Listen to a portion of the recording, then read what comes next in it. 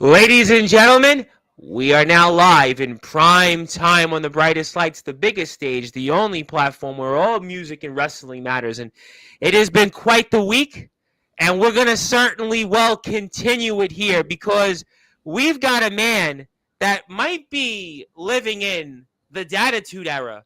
But before we fully get in to the Datitude era, we've got to talk about maybe an encore coming up and then a Day of Atonement, which has really been almost a year in the making. We're going to talk about that. We're also going to talk about something here a guy said last Friday on here where we stood up for greatness, but instead, now we'll have to get, the stepdad's response. Yeah, we'll talk about that. We'll also talk about maybe what happened in GTS and we'll certainly get into that. Maybe we'll even throw in a GBYWN reference for something coming to Golden Triangle Media's YouTube channel near you. Plus, we'll most certainly talk about who knows whatever else is on the minds of people. But I may not be 100%, but I'm going to give our guest that introduction. That introduction he most certainly deserves, even though the left side of my mouth took literally a shotgun in it, and I shouldn't do this intro, but I feel like this is the first time since, actually last week that I could really do this intro. I have to give it to this man because this man is truly the definition of the All Wrestling Matters movement. This is a man that is doing things for the right reasons. This is a man that is certainly made history. We're going to talk about that. We're going to talk about what happened on June 13th. We're going to talk about what's ahead here for maybe the biggest weekend here where he's going to be pulling, let's just say 2 for the price of 1 here coming up this weekend. But as I stated, because people have been waiting for it and they want to get the show on the road. Plus, I've even got a few surprises for our guest, and no, Angel Santiago's not coming on. He's coming here Monday night. No, Castor's not coming on here. He'll be back some other time. No, Papa Bear's not here. He's busy seeing who won the Braves and the Phillies game and getting ready for NFL Week 1. And no, his stepson Connor Schaefer is not here. He's on let's just say errands or whatever duty he needs to do. But it is now time to get this show on the road here in style on Sportswire Radio, the #1 global radio station where all music and wrestling matters. So with that,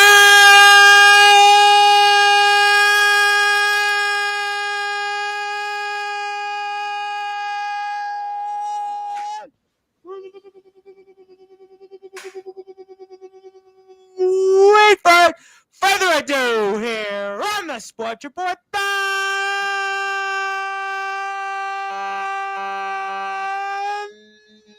#1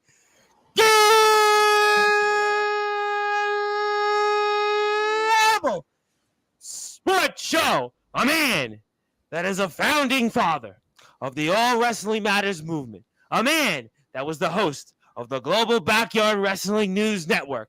And a man that is one half of one of the greatest tag teams around in all of independent wrestling, the Stepdads. His name is, simply put, the reigning, defending GBYWN World Heavyweight Champion and the MPW Mat Pro Wrestling Grand Champion. He is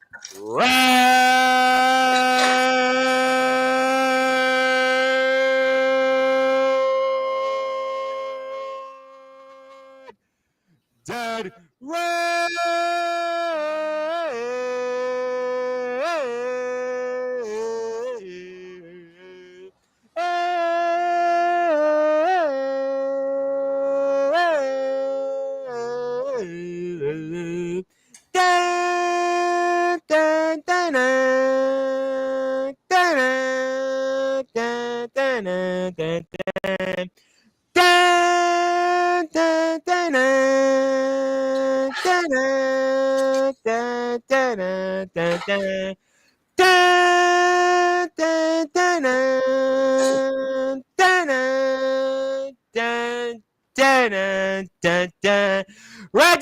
Radley Belmont.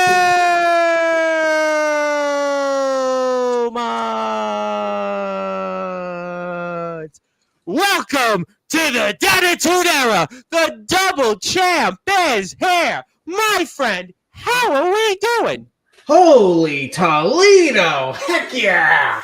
How is your voice, Tom? My goodness gracious. Yeah, well, I actually want to laugh. I had to re-listen to my intro to the last real one I did on Sunday. I was like, because I think I had it. I did it a few days ago. I came back on and I needed to re-listen to it to get into it. But we're getting there. I still feel I'm a few seconds behind, but that's okay. We'll eventually get off the training wheels. But we had to give it to you. You are the legendary Rad Dad Radley Belmont. We are in the Datitude Era.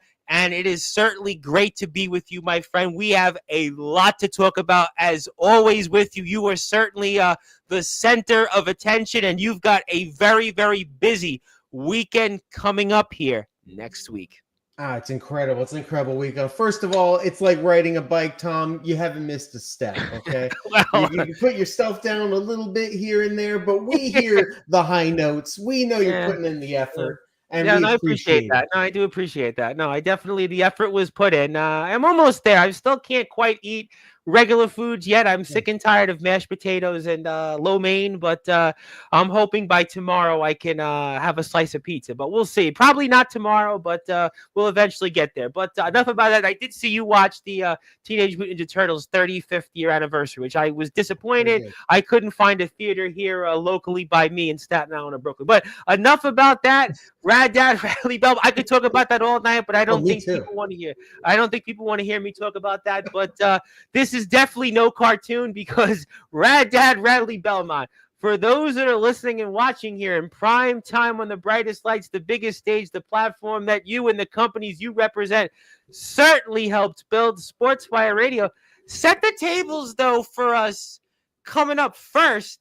Matt Pro Wrestling this Friday, an encore against a guy that helped you after the match and now wants to take something away from you that's near and dear to your heart and also on your shoulder. It's crazy. It's crazy, Bryce, because as you see, I still have the GYWN World Championship. But look at this huge trophy belt. Look at this thing.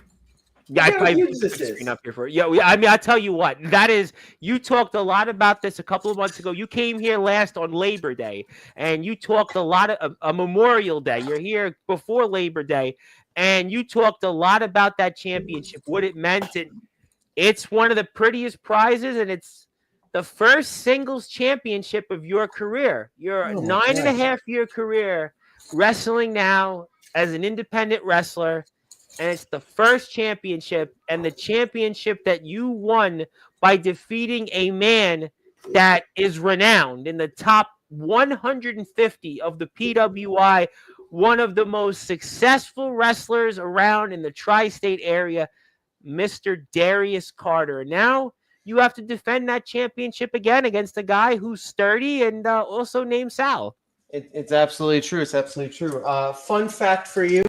My first title defense, I wrestled a company called, well, it wasn't a company. It was a show called Project X. At the four different wrestling promotions. Yes. We're going to talk about that for sure. Oh, yeah. But what you won't see in that, and what most people don't know, is that Rich Swann was behind the curtain with me right before my match. And he was almost late he was the match before me, and he was almost late for his own entrance.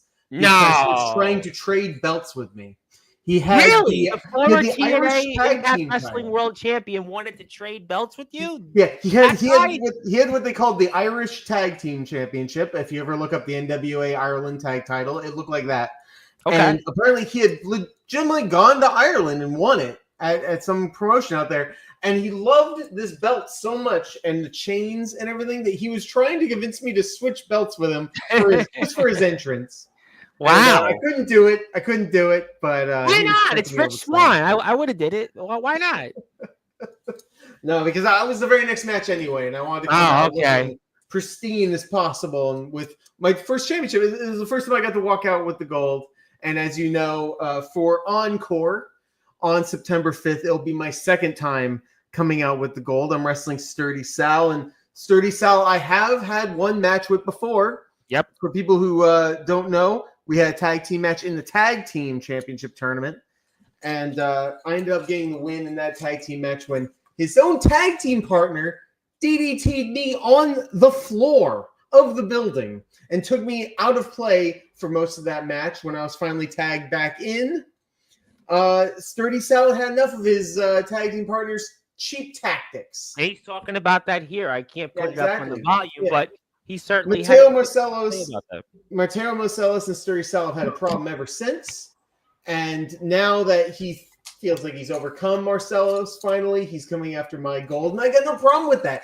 I want to wrestle the best. And this kid, he's coming up strong. He's won a couple of championships already, 2.5 years into his career. And as you know, this is my first singles major championship in an independent promotion like Matt Pro.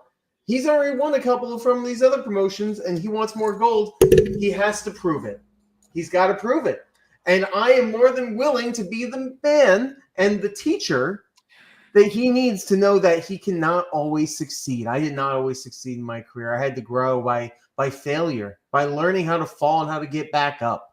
And I want to do the exact same thing to Sal. You don't want to have too much too soon. You might end up like, I don't know, like Darius Carter or something with all the ego in the world, and he deserves, I'd say at least most of the championships he gets. He's a little underhanded from time to time, but at the same time, I know Sturdy Sal is a different kind of wrestler. And I will say let the best man win because I think I am the best man for the job at Matt Pro.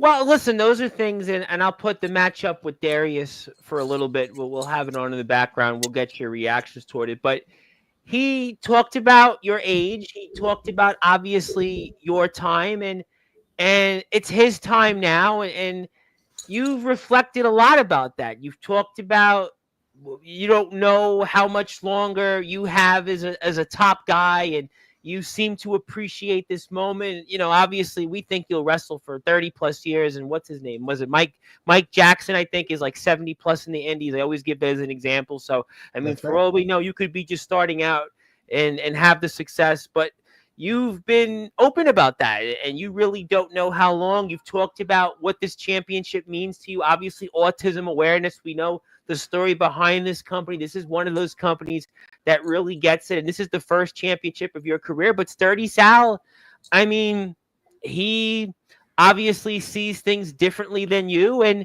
you've been very open about just where you are in your career and just what this championship means and how hard you're going to fight to keep it coming up this Friday. Absolutely. The person I think about most in those situations is Ricky Morton. Ricky Morton was a huge idol of mine growing up. I got to wrestle the man. You were in the ring with, by the way. I was in the ring with him, and I wrestled him. I believe he was 61 or 62, maybe 61 when I wrestled him, and he was still kicking my butt. I'll tell you that right now. So in my mind, you watched it on here on Sportzwire. I remember watching it with you. Yes. In my mind, there's no reason why I can't go to 61 and beat up another guy who thinks he's a rad dad, for his time in the future. There's no reason why I can't continue on and wrestle against the best of the next generation. But as you know, I'm 37 years old. This is my first singles championship. And for it to be Matt Pro Wrestling, a company that is all about autism awareness. It's about telling people no matter what's going on in their lives, they can be a champion in their own lives for their own families. That's super important message, a super positive message that we are all here for. And that's why Matt Pro has teamed up with companies like Pro Wrestling Magic, OWR, Pro Wrestling R. These are the companies that I've already defended this title in through events like Project X, a show that happened 2 miles away from MetLife Stadium. I know, at the East Rutherford YMCA, a place I know. Just hours before SummerSlam. Yeah, I mean, and that's what it was, That's why this belt, this championship trophy belt, means so much to me, and why I want to hold on to it as long as possible, because I'm not just representing one league of wrestling. I'm representing a phenomenal cause that it's close to my heart with my friends and my family. And so to wrestle against some great stars, I mean, let's not call anything, we're going to call a spade here. Darius Carter is incredible. former 2-time Super 8 tournament winner. And yeah, I went know all him. the I way to said the it when finals you of were it. here last time on Memorial Day. I know him. He's always on the Warriors of Wrestling shows that come out here in Staten Island and sometimes at St. Finbar's in Brooklyn. I've seen his poster many times on there. I know him from Pro Wrestling Magic. I talk about it all the time. I interviewed Steve off 4.5 years ago, and Darius Carter was a big topic then. And he's a guy that's just been one of the most established wrestlers here in the tri-state area, number 150 in the PWI 500. The man has just had an unbelievable career, defeated guys all over the circuit. Absolutely, absolutely. And a guy like Carter, a guy like Jack Martins, who I truly believe will either get to WWE or will die Just trying. wrestled Tank Talon in dog wrestling. I talked a lot Yes. about that when your stepson was here. That is a guy with so much potential, such a great look and a great attitude. He's motivated, he's hungry, and every time I see an interview with him, he's like, I know exactly what I want. I want to be in WWE. I want to be at WrestleMania. I will not stop until I'm a Hall of Famer. And when you have a mindset like that, that's going to take you real far. For me to already have wrestled him the amount of times I have, it's phenomenal. And they were all from Matt Pro Wrestling. And now we have Sturdy Sal, trained by the world famous Cheeseburger, who I used to watch Cheeseburger 3 a.m. on my computer watching New Japan shows live. Cheeseburger teaming up with Jushin Thunder Liger. This is the same guy that after my match, you won't see this on camera. After my match in the semifinals of Matt Pro Wrestling, Cheeseburger came up to me and said, "I didn't know who you were before this tournament, and you're great." That's how he put it. He went, "You're great, and I'm glad I saw your match. I'm glad I know who you are now." That meant the world to me. That meant the absolute world to me. And for a guy that's training these phenomenal talents, Troy Locke was the one I wrestled that night. You wrestled him in April, yeah, in the in the April show for the semifinals. That's right. That's right. And he will be just a little plug for him. He'll be wrestling for the Matt Pro Wrestling tag titles at this Encore event. So if you like Troy Locke, you're going to see something amazing from him. But to have that kind of pedigree, to already have won titles, I believe in Pennsylvania, maybe it was Delaware as well. I'm not quite sure. Maryland, somewhere around there. Sturdy Sal's had gold. Yep. Sturdy Sal's won. His promo, he talked about. Oh, yeah. He won a championship at a building called the the Falcon's Nest. That's a Falcon's Nest. That's a building I used to wrestle in like 7 years ago for a different promotion every single month. Now he's there. He's the man there. So I totally understand that. But this is Matt Pro Wrestling. This is my domain now. And I want the absolute best as the champion. And if that's not me, then I don't want to be the champion. It's as simple as that. But I am ready now more than I ever have been before. And well, obviously, listen, you're going to have to do a lot to keep that championship. And there's no question that you've got your work cut out with Sturdy Sal. And he's certainly been accomplished. But I figured for a few minutes, I would put some of the matchup here. A hard cam angle from you and the one and only Darius Carter. By the way, if you're out there watching this, wherever you may be, please follow Matt Pro Wrestling on Instagram. Check them out also on X. You can also subscribe to their YouTube channel as well. And please support a company like this because we're all, I think, supportive of autism awareness, and everybody's impacted by something in some way or another. And especially here on Sportswire, where we have been all wrestling matters. To me, this is the quintessential example of all wrestling matters here. But, obviously Darius is here. He has arrived. And I mean, you're about to get in the ring with what we talked about here on Memorial Day. I think there needs to be some context brought up right now because as you can see, I'm laying in the middle of the ring, barely conscious right now. First of all, I want to mention how incredible this venue Matt Pro Wrestling has found. I don't believe a wrestling show has ever been held here before. Wow. This is a theater in Brick, New Jersey. It's the actual theater name is advertised on the Encore poster, but. I love this angle. There's multiple angles, by the way, if you want to watch this match. But this angle really showcases how beautiful this venue is. And this is the venue we will have at Encore. You can see the crowd. Yeah, definitely theater vibe. You could definitely see. Reminds me, there was a company I used to work with in the UK that had almost a very identical look, Blackheart Wrestling, almost just to a T, the same setup that you have. But the context for the audience, you're on the ground, and it's not because of your intro, but something else happened before this. So what you're seeing now, you think, oh, Radley's about to wrestle, the bell's about to ring. What's happened so far is this is about 22 minutes into my time being in the ring, because my goal at Matt Pro Wrestling originally was to be the Iron Man of Matt Pro Wrestling, and because I knew I was a great tag team wrestler, and I felt that through my time at GTS and a couple other places that I had also become a really good singles wrestler. I wanted to try both. I wanted to see if I was as good at singles wrestling as I was tag team wrestling. So I decided to be in both the tag team title tournament and grand championship tournament at the same time, which means in the quarterfinals, I won the tag team title match that night and the singles title match that night. We went on. I defeated Troy Locke. We also had a tag team main event, and I won that as well. I was wrestling 2 matches a night, every single Matt Pro show, and I was winning. I was doing the unthinkable. I don't know any other wrestler who's ever done this, where they went through 2 simultaneous tournaments and got to the finals. Yeah, we were talking about this off the air, and I couldn't tell you. It's possible. Anybody that's come to mind, I mean, maybe somewhere, maybe in the NWA, 50 years ago, maybe 40 years ago, maybe, I guess. I mean, I can't think of anything in recent memory.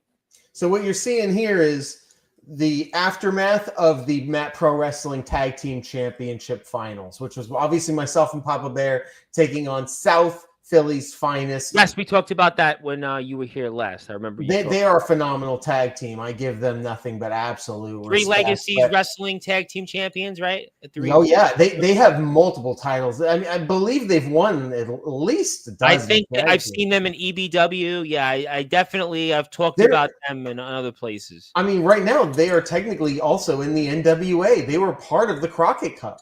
That's phenomenal. And here they were wrestling us finals. And they're dirty fighters. We knew that they were dirty fighters. They fought dirtier than us. Obviously, we don't. South Philly. I mean, listen, that's South Philly for you. I mean, listen, that's we thought our wrestling would be stronger than their dirty fighting, and that was just not the case. What can you do to a low blow? What can you do to a cheap shot or 5 or 6? No, it was too much. No. So I got low blowed. I took the pin. I lost. But Darius, look at what he's the veteran, right? He's had all this big stage primetime like experience, and you would think with the way you were down when this match started, he would have just beat you up and not do these kind of tactics from a veteran like him. He'd want to just go home and get the win and drive home safely, but instead, he's letting you hang around here. It really makes me wonder if it wasn't Darius Carter, how this match would have gone. Because after I lost the tag title match, South Philly's finest celebrated by hitting me in the head with a baseball bat. Like good old Triple H with a sledgehammer. He got me right in the head with the baseball bat, right on the point, bam. And that's why I was on the ground. So if that hadn't happened, would Darius Carter have come in and tried to just win the match? I don't know. I think Darius wanted to say that he broke my spirit, that I didn't want to continue, that he had knocked me out, and that was not the case. Well, he was talking. And interesting for those that haven't seen it. If you watch the match, he's talking throughout the match, almost just toying with you and talking about just your lack of being here, and almost you're beneath him, more or less. And I understand the mindset, because this is the first time I've ever been in the finals of a major championship tournament. He doesn't know anything about me. This is the first time we've ever been in a ring together. On social media, when I shared the clips, it was that was his reaction on social media when I shared these clips on Instagram and X. Mm-hmm. And it's not like he didn't study me. He knew my moves and everything. But when he sees me on the ground, he knows I've never been a champion. This feels so beneath him.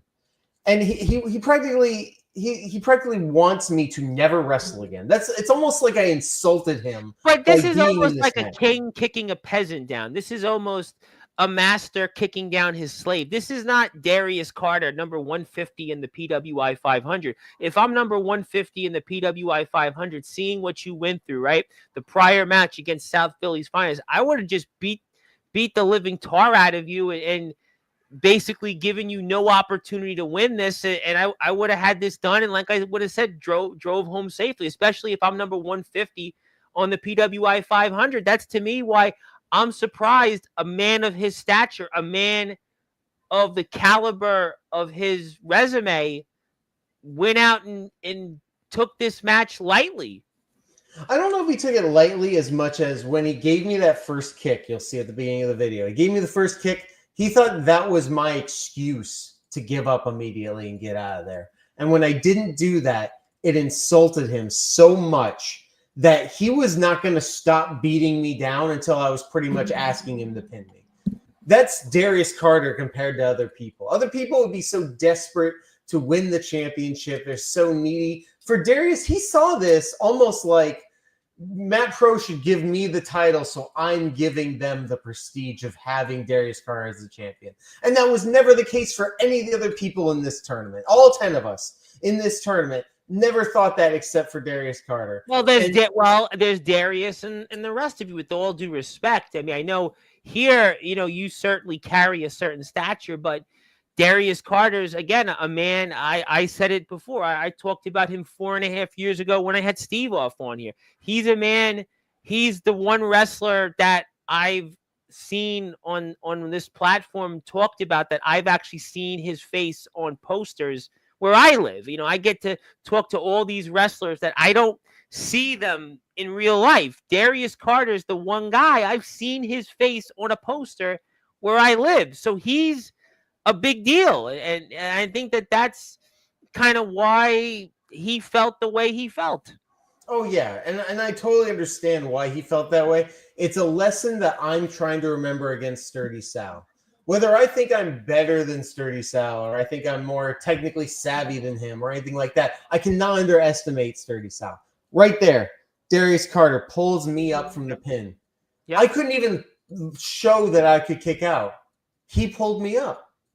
So to the audience, to everyone around me, I might as well have been knocked out. I see, and look at what he's doing. For those that get a chance, if you look at up close, he's almost playing with your face. He's touching you, and he's just almost, again, he wants to continue the onslaught. He doesn't want to get it over with, and he just wants to continue beating you down to almost teach you a lesson, more or less. Oh, it was definitely trying to teach me a lesson. And I'll be honest, in a way, he did teach me a lesson. I dug deeper than I've ever dug in my entire wrestling career because I had to. Because what kind of man, what kind of wrestler, what kind of stepdad would I be if I was the guy that forever just gave up in the finals of the Matt Pro. Well, this was the opportunity of a lifetime. This even goes back, which we'll get to, at the end of the show when it comes to the TF crew. Gabe talked about this, and I never forget him saying, "I want to see Rad Dad get a singles run, and I want to see Rad win major singles gold." And this is everything that you've won in your career. 9.5 years going into this. First time you stepped foot in a ring to train was 2009. So we're talking 16 years that you've built up this moment. You traveled cross country to be here years ago. I mean, you had no ties to anything, and you set up a new life here. This was what you've wanted. This is what you fought for, and you had to give it everything you had, even if you were down the way you were, to start this match, and against a man, like I said, that of his stature, being in the PWI 500, arguably one of the highest ranked wrestlers in the PWI 500, who's not a part of any of the major companies. Yeah, I would still argue he's the best wrestler on the independent scene today who has not been signed to or being shown in a major promotion at all. Yeah, in my opinion, he's still phenomenal. It's a man, dressed up in royalty, the best of the best. He has the best training. He's wrestled the best opponents. He's had the best situations. I am the ultimate underdog who's overlooked. I am a journeyman. I did not come from the best schools. I have not had the red carpet rolled out for me in any situation here. And it's taken me this long to get here, but I still got here. Oh, the referee. How about that? Now, how about that mistake that gives you a chance here? This is where the ref gets knocked out. And that's the moment. That's the moment that changes everything from here. Darius knew that he could have tried so much harder to actually take me out. Instead, he wanted to break my spirit. And the one thing about me that everyone's starting to learn is that I have the unbreakable spirit of professional wrestling. That is what I'm trying to convey every single time I'm in the ring. Right there, stunner to Darius Carter. Well, we got no ref. No, there's no ref. Where's the referee? Ref? I'm not pulling Darius up here. This is it. Almost. What's going through your mind there? You almost had him. You thought you had him. What's going through your mind there? Two things. Stepdad stunner and a lot of pain is rushing through my mind. Remember, I'm exhausted. I'm essentially, I don't know exactly where we are in the match. I've probably wrestled over 40 minutes. We're like past the 10-minute mark, if I recall. Yeah, so I've wrestled somewhere around 35. Yeah, we're at the 12-minute mark, so we're talking 30-plus minutes you've been in the ring. Yeah, I am exhausted. Those are theater lights. Backstage, there was a casket sitting next to the entrance because it was a Beetlejuice production they were doing there. How ominous can you get? Oh, here we go. And there we go. Wait, but... Now, theoretically, that's a disqualification. I should probably win the title, but whatever. Well, wait a minute. Not so fast. Hold on. So fast. I guess we've both hit a referee at this point. This is completely out of control. 1, 2, 3, 4. And the one time Darius says, "Forget this. I need to win." That's what happens. He takes out the referee, and that goes back to listen. Unlike a guy of his stature, he should have finished this the first 4 minutes. You were down and out, and all he had to do was just pile on. There was no chance for any offense from your level of where you were in the ring, and this would have been over. All she wrote. But again, he put himself in this position where now there's a level of doubt with the referee being down. Carter comes back, and he does what he does, but there's nobody here to count, and you're now getting... That's the moment. Right there, when I put my hand on his foot, he realized I was not going to stop. There was one level of adrenaline that you had left. You had something left in the tank, and now he's going back to the outside. He's looking for an object. He sees that championship belt. He's got the championship. He looks at it, and he's obviously looking to do something with it and use your skull is certainly a memento. I know a referee's down. Obviously, I stunnered one of them. We only had 2 referees that entire night. So we are refereeless now in this company. The only other person that could do a cover... wait a minute. Is the owner. That's Ray Mars. Not so fast, ladies and gentlemen.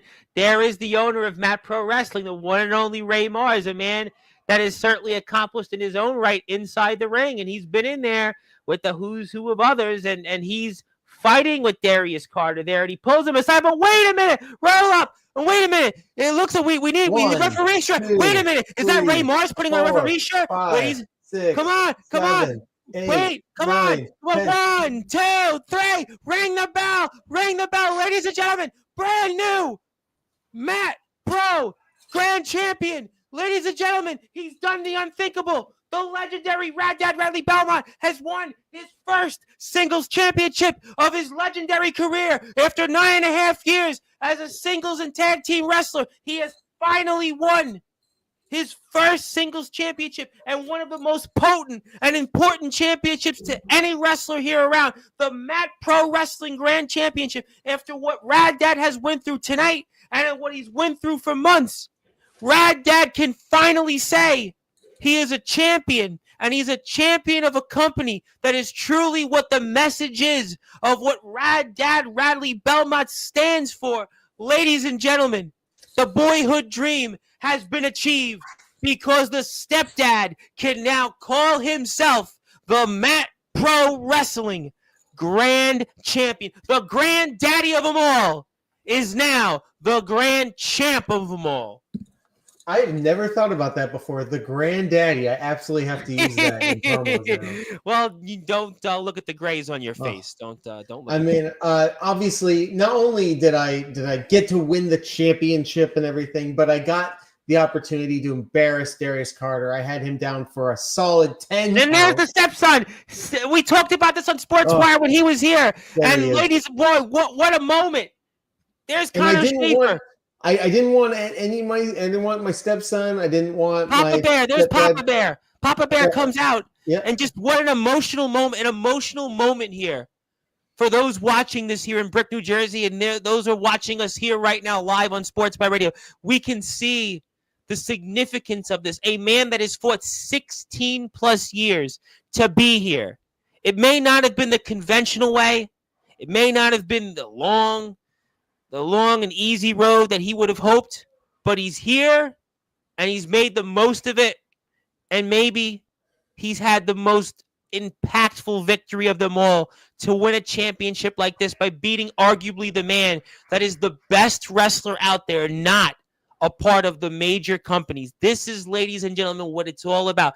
This is what this sport is all about. This man has put his blood, sweat, and tears out there to not only give us a voice, but now to call himself the Mat Pro Wrestling Grand Champion. Oh, we are definitely living in a granddaddy era, in a datitude era. Oh, heck yeah. Man, I don't think it's an exaggeration to say this is the absolute biggest win of my singles career in independent wrestling. As you know, 98%, maybe 99% of my independent wrestling career was as a tag team wrestler. And it was at the beginning of this tournament, maybe 6 months earlier, that I said, gosh darn it, I'm going to try this singles thing out because I think there's something here. I don't want to end my career 10, 20 years from now, whatever, and say, man, I wish I had tried to see how far I could go as a singles wrestler. And that doesn't mean a big breakup with Papa Bear. It doesn't mean anything like that. In fact, we brought our stepson into the fold. Yep. And it just got better for everyone. And people are telling me that Papa Bear was a little cold at the end there, just clapping and walking away. But I think that's just Papa Bear being Papa Bear. I don't think there's any animosity there. I mean, he obviously knew the moment. He knew what this meant.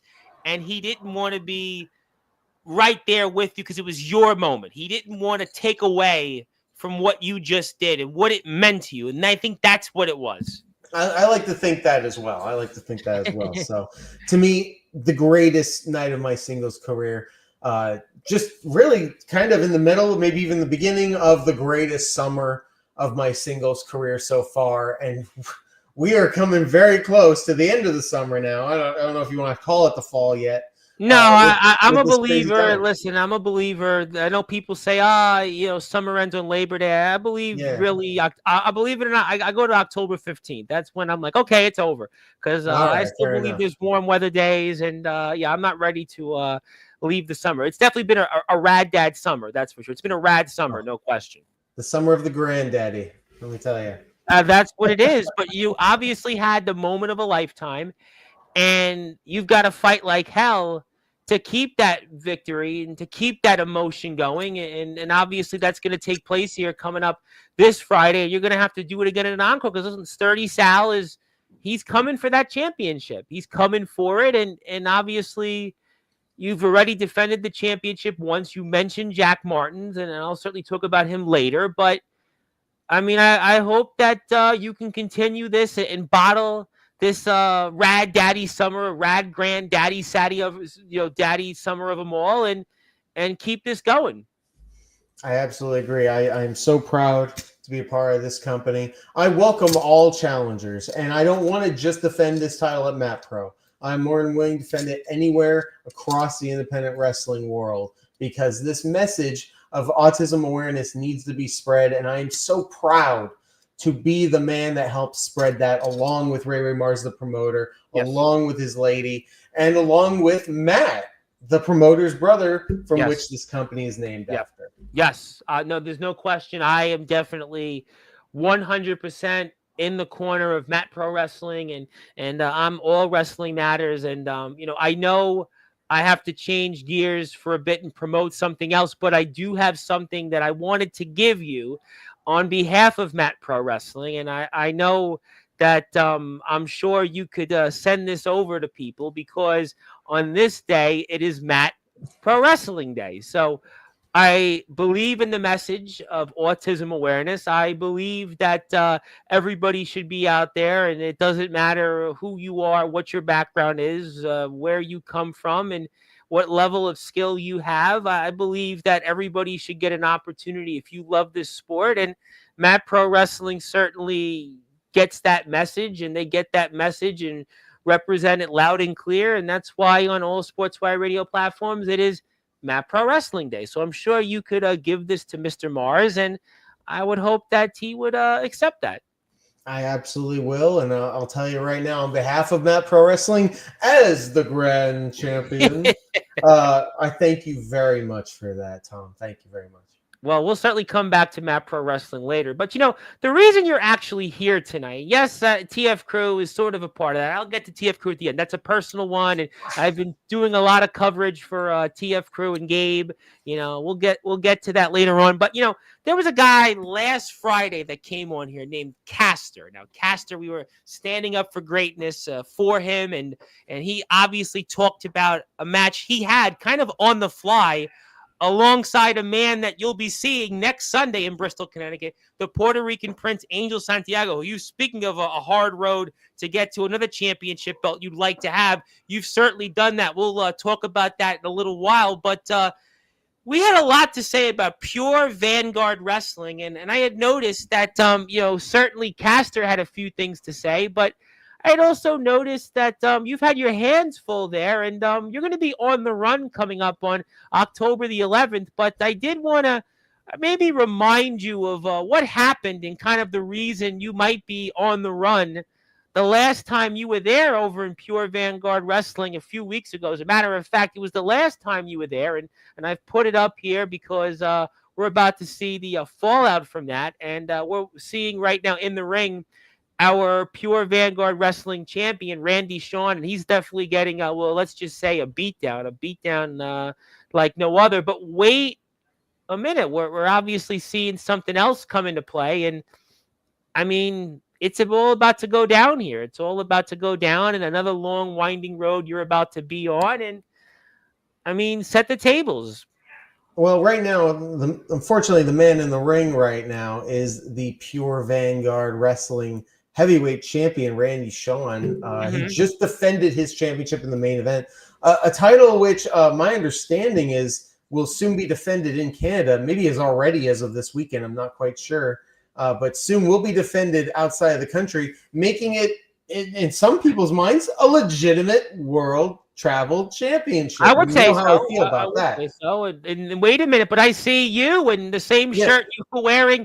Boy, what a way to promote that. And we see Papa Bear, and you guys have come out and you guys are doing a number here. You're trying to even the odds a bit on the Empire, it looks like. Randy Shawn, and we goes way back with us. We wrestled him a few years ago. Wade here used to watch him as a fan.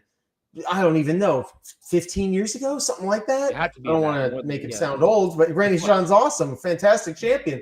So he gets jumped by all these people who, out of nowhere, like the most unlikeliest of groups, forms some sort of alliance of people, and we'll see who's the mastermind behind all of that. They try to make anarchy at this Pure Vanguard Wrestling event.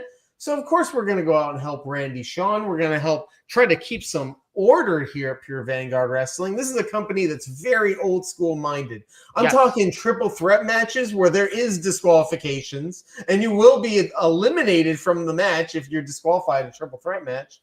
Well, you certainly couldn't be. You couldn't get a disqualification after getting hit with that crutch there because it was after the match. So there's nothing anybody can do with the rules. Of course, our matches are over. The show is technically over, and here these people come out and they beat the snot out of us with weapons. They couldn't take us on head on. They couldn't compete with us in the match. And look at just what we're seeing here. Oh, even the referee gets it.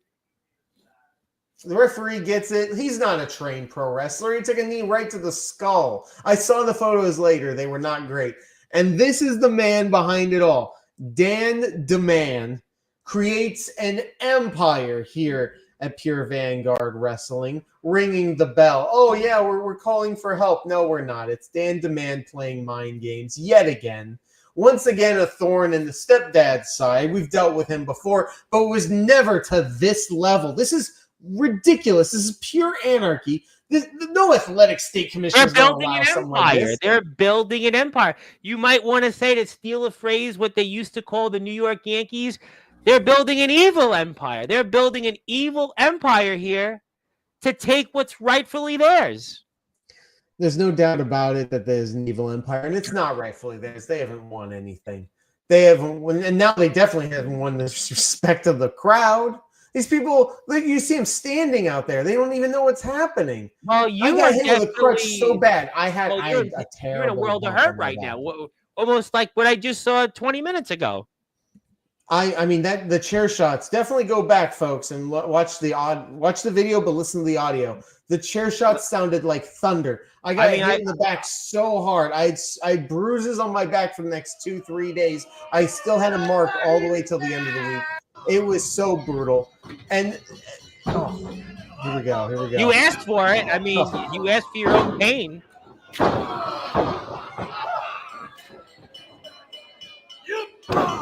It's something that I'm gonna think about every day. Well, I'm used to that. I had a shotgun go off in my mouth on Wednesday at the dentist, so I can definitely say I can relate to the pain. Yeah, we need medical attention. We need someone to stop this, and that's not happening here, ladies and gentlemen. Because even the ref is getting it. Let's just say the ref is definitely taking one for the team. This is an onslaught, ladies and gentlemen. This has gotten out of hand. This is going way too far. This is just debauchery. This is just chaos is unfolded here. It descended upon Pure Vanguard Wrestling, and yeah, ring the bell, but there's no bell. And this is why Dan DeMan is here, because he's built an empire, an evil empire, some would say, to take what's rightfully theirs. And yeah, we can see him coming into the ring, but all of what's left is just the empire to stand tall. I haven't watched this footage since it was released. I saw it when it came out, but I don't have to see it. I think about it every single day. You got nightmares. You got PTSD, I'm sure, from this. You've got, certainly some. You're gonna have more of that tonight. I apologize. I mean, I'm just going to say, hopefully, I'm pretty sure I'll be healed up by September 5th. I don't want to think about it. Friday, man. That's Friday. You are. It's been a rad dad summer, no question, but you are the granddaddy, but you better be healed. Because there's an empire there that's just... He got me right in the lower back, too, and I was having trouble walking the next day. I'll be fine by September 5th, I think I'll be fine. But I hope you'll be fine, certainly, for October 11th, because, I received word, there was obviously some talk of you coming on here tonight on Sportzwire Radio. And, since we saw this footage of what happened between yourself and Papa Bear and our Pure Vanguard Wrestling champion, Randy Shawn, and this empire being formed, I had received word here, and I had received a message that I hope that we can certainly convey on the air, and I hope that you'll pay attention to this, because our head of talent relations in Pure Vanguard Wrestling, Nick Mitchell, you might know the name. I'm sure you definitely know the name, and he wanted to relay this message to you that coming up on October 11th, when you and Papa Bear return here, and, well, there's going to be nowhere to run. Nowhere to run for the empire, because it's going to be you, Papa Bear Wade Kruger, and how about the reigning, defending, Pure Vanguard Wrestling champion Randy Shawn, and we're going to see if you guys can get your get back, and if the empire will have nowhere to run, because now it's official, ladies and gentlemen, October 11th, the next Pure Vanguard Wrestling show where you're going to see the stepdads. They'll be in action, 6-man tag alongside our Pure Vanguard Wrestling champion, Randy Shawn, against the Empire. That is incredible news. What did I tell you about Pure Vanguard Wrestling? They're always a step ahead. Dog, always a step ahead. Everyone there, they're not going to let the chaos reign. They're never going to let the chaos reign. The Empire might try to strike again, but we're going to make them fall again. I'll tell you that right now. And I can't speak for Randy Shawn. Maybe he's out there for revenge. We're not coming for revenge. The stepdads are coming for justice. And we will have justice October 11th. I guarantee it. You know, it may not be the Empire Strikes Back, but rather maybe a return of the Jedi. A return of the Jedi in the stepdads alongside the reigning defending Pure Vanguard Wrestling champion Randy Shawn. Yeah, I think that's going to definitely take place here coming up on October the 11th. And if you want to certainly see some more footage of what's out there in the world of Pure Vanguard Wrestling, I got a couple of ways for you. You can do that. First of all, hit the sub button on YouTube where you can see some Pure Vanguard Wrestling content. You want to follow them on Instagram? Here, you got that link up. There's a number of ways you can get in touch with Pure Vanguard Wrestling. Facebook, definitely join them. X, you can join them. You can pretty much join them anywhere and everywhere because, well, we're going to find out who's got nowhere to run because that's the poster. It's going to take place here coming up on October the 11th, just a few days right after my birthday. And, of course, Bristol, Connecticut. And why is Bristol, Connecticut known for so many people? Because, well, that's the home of, well, the worldwide leader of sports, but the worldwide leader of wrestling is also in Bristol, Connecticut with Pure Vanguard Wrestling. And we're going to see, as I stated, those stepdads. It includes our guest here tonight, Rad Dad Radley Belmont, alongside Papa Bear Wade Kruger against the one and only Randy Shawn with and against the Empire. You can see that here coming up, and go follow Pure Vanguard Wrestling on Instagram. That's the poster. I'm sure we'll talk a lot about that before October the 11th. And like I said, one more time, it's official. The stepdads and the reigning defending Pure Vanguard Wrestling champion Randy Shawn look for their get back. They will see a return of the Jedi as they look to strike that evil Empire. And we'll see that 6-man tag here coming up on October the 11th. Man, Tom, you made my night, my friend. You have made my night. What an awesome announcement. Pure Vanguard Wrestling is a company to keep an eye on for sure. They've been around over a year already. Their champion is defending in multiple countries now. This is a company to keep your eyes on, folks, and we're going to make sure that it's action-packed excitement, but we're also going to do it our way, the old school style. Well, we're going to certainly be talking a lot more about that. Like I said, follow them on Instagram, follow them on YouTube, follow them on Facebook, anywhere on social media. Definitely check out Pure Vanguard Wrestling because we've seen some of our favorites like Gabe Sayers, like Castor, who you wrestled in the ring and defeated, and like Angel Santiago, who we'll definitely be talking a lot about in a little while. But please follow Pure Vanguard Wrestling. But, I'm not done when it comes to giving things, and especially when it comes to the world of Pure Vanguard Wrestling, because only I can do this because it's 2 for the price of 1 day. It's also Pure Vanguard Wrestling Day on Sportswire Radio. So there you go. So I will certainly give you this as well. And I'm sure that the good people in Bristol, Connecticut can take this and you can be the recipient to give to them. And on all the platforms, it's also Pure Vanguard Wrestling Day. So there you have it. Man, Tom, 2 for the price of 1. I'm telling you, man, this is a phenomenal day of wrestling. Yeah, I mean, I did, actually it was the Stompers who shared it on Facebook. It was Richie Blanco who said, today's a great day for professional wrestling. I shared it on Facebook and people were like, they were actually giving me the thumbs up. So I figured, why not join in? And yeah, it's Pure Vanguard Wrestling Day also on Sportswire Radio. And they've definitely done a lot of good things. They did the Boys and Girls Club and they done some of the shows out there with them. And you'll see some of your favorites on Sportswire Radio there. So, yeah, check them out, and we'll, I'm sure, have plenty more coverage of them. So there you go. I'll take that off the screen, and maybe we'll get to the chat now. Let's get to the chat. I want to talk about a couple of other things on the other side of the chat. We got a lot of people who want to talk to you. Let me do that, and yeah. Speaking of people, by the way, that I heard got married today, Chase Wakefield, he got married. Yes, he got married. And I saw some people sharing photos on Facebook. He wanted to say good evening. And obviously, Mr. Wakefield will be sharing more details of his Chase Wakefield Wedding Invitational. And we'll be, I'm sure, talking about that in the coming weeks. And congratulations and good evening, gentlemen. And thank you, Chase, for being here. And he's exhausted. So obviously, he's going to feel like that he took on the Empire. But the only difference is that he's living in the same roof as his beautiful and better other half. So now at this point, he just basically has to go along with that. Hopefully your marriage doesn't turn out like Al Bundy's marriage. Let's just hope for your sake. Let's just hope his marriage also isn't nowhere to run.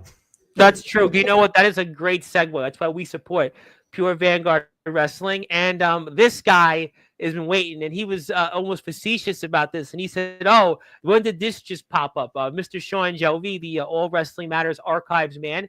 I will put his YouTube link up in a little while. And he also said this is going to be good. And he's got a few comments. We'll get to them. And yes, maybe that's a good way to segue. Obviously, everybody always, when you come on here, wants to talk about the GBYWN. Obviously, we know what you did, wrestling and hosting and letting all the world know about so many people and companies that were a part of that. But, what's going on these days with the GBYWN? We know you guys aren't dead after last year, but, what's going on these days with the GBYWN? After all, you're the man at the top of it. Well, for those who don't know, I am the GBYWN World Champion. And even though this was my first major independent wrestling championship, defeating Darius Carter, last year I won my first, let's say, underground wrestling, unsanctioned wrestling world championship. And we're talking about a championship represented by names like, I don't know, Ring of Honor World Television Champion Tony Deppen. How about I heard of him. How about AR Fox knows who I am because of my old yard days? Let's talk about Matt Nix. If you don't know who that is, he's a freelance wrestling promoter. Also wrestled Cody Rhodes on Dynamite and got his name chanted over Cody. Former GBYWN World Champion. Now we're talking about Alex Zane, who not only wrestled for New Japan Pro Wrestling, but was also in Ring of Honor. And, I know. How about, let's see, what can we say? How about Will Ospreay? I heard of that guy, yeah. Who once wrestled for the GBYWN World title when the title was being defended in the UK. This title has been in the UK and Canada, all over the United States. I wrestled for it in Salt Lake City, and I have it now here in New Jersey. Wow, you went from Salt Lake City to Jersey. Wow, and it was even recognized in Australia as well. So a very prestigious title, in my opinion. And if you ever see anything go viral with an underground wrestling match that looks a little old, something crazy like a tombstone pile driver being German suplexed into another tombstone pile driver, that was from this company, from this alliance. Yeah, and how about this other guy, this guy Matt DeMorris? So what about him? That's a guy a lot of people, rave about also. Matt DeMorris, I'd argue the most influential backyard wrestler of the last 20 years, 25 Absolutely. years. No, listen, Chase Wakefield, we talked a lot about him. Him. That was a big inspiration. Yeah, the best in the yard is tomorrow. And you ask the guys in VTW. That's, a big thing for sure. Men like Sammy Guevara have gone on Twitter and publicly said that Matt DeMorris inspired him. Donovan Dijak was inspired by Matt DeMorris. Many, many more than I don't want to drop names of on here. People know about the GBYWN. Maybe if you don't, your favorite wrestler most likely does. And that's a huge honor to represent that in its legacy with this championship. And even though there's not as many shows as there used to be, we still have a reunion here and there, which is where I won the championship. There was another reunion I highly recommend you check out called Backyard Gathering 8. That happened just a couple months ago. I attended the event, but I did not defend the title, unfortunately. I had some terrible skin issues. Listen, I think you can get a pass on that. Yeah, I am as white as a ghost, yet I lived in Las Vegas for 16 years. That is because I cannot get a tan. Wow. Okay. The irony of that. I talked to Monster Mac 2 weeks ago about that. He go, brother, you need a tan. And I said, I cannot get a tan This is me. Listen, I'm as white as you, and I don't know. Maybe a couple of times in my life I've had a tan. I don't know, but I mean, yeah, I feel your pain. I cannot get a tan. My mother has had skin cancer twice. We are a family that cannot get a tan. I'm sorry. Well, at least she's overcome some of that. But that being said, I still like to talk about backyard wrestling, the underground wrestling scene in the old days. These people that did phenomenal stuff, and we want to remember them. What are we if not historians preserving wrestling as much as we can? At least I like to do that. And I know you, Tom, you've talked to hundreds of people at this point, maybe more, to preserve their histories throughout the years in your underground scene, professional scene, music scene, all the above, the UK wrestling scene. Yeah. So we've announced this a long time ago. Unfortunately, we didn't get to do it because of the craziness that is the independent wrestling world and everything going on in real life, which is always important as well. Sure. But I love to re-announce that Sick Rick and I will. Sick Rick, I know him. Oh yeah, Sick Rick, who hosted the previous reunion show last year. A huge part of our community. Absolutely, a man that held the entire Midwest together in our heyday. We love him to death. Everyone loves him. Great guy. Sick Rick and I have decided that very soon we are going to start a brand new podcast. Whoa! It is not just an audio podcast. We'll be talking just like this. But don't worry, Bryce. We're not going to step on your toes. No, you can step. The dentist took a shotgun in my mouth. Maybe it's time for me. I got one shotgun in the mouth. Maybe it's time for the right one. No, you guys can take over. Listen, I mean, I'm ready. I mean, at this point, it took a lot to do that intro. So, I mean, by all means, you and Sick Rick, I mean, I think a lot of people, Jovi would be here 24/7. A lot of other people would be here 24/7. They're sick of the mutton chops. They're sick of the hair. Come on. They're sick of the intro. They would love to see you guys on here. There is only one Sportswire Radio, and there's only one Reverend Tom Bryce. On the number one. My little niece was actually mimicking the intro yesterday. I was like, I didn't realize people. Yeah, so there's people that they watch it, but it's exciting news. So you guys are going to start a podcast, which is going to be right here on the YouTube channel of Golden Triangle Media.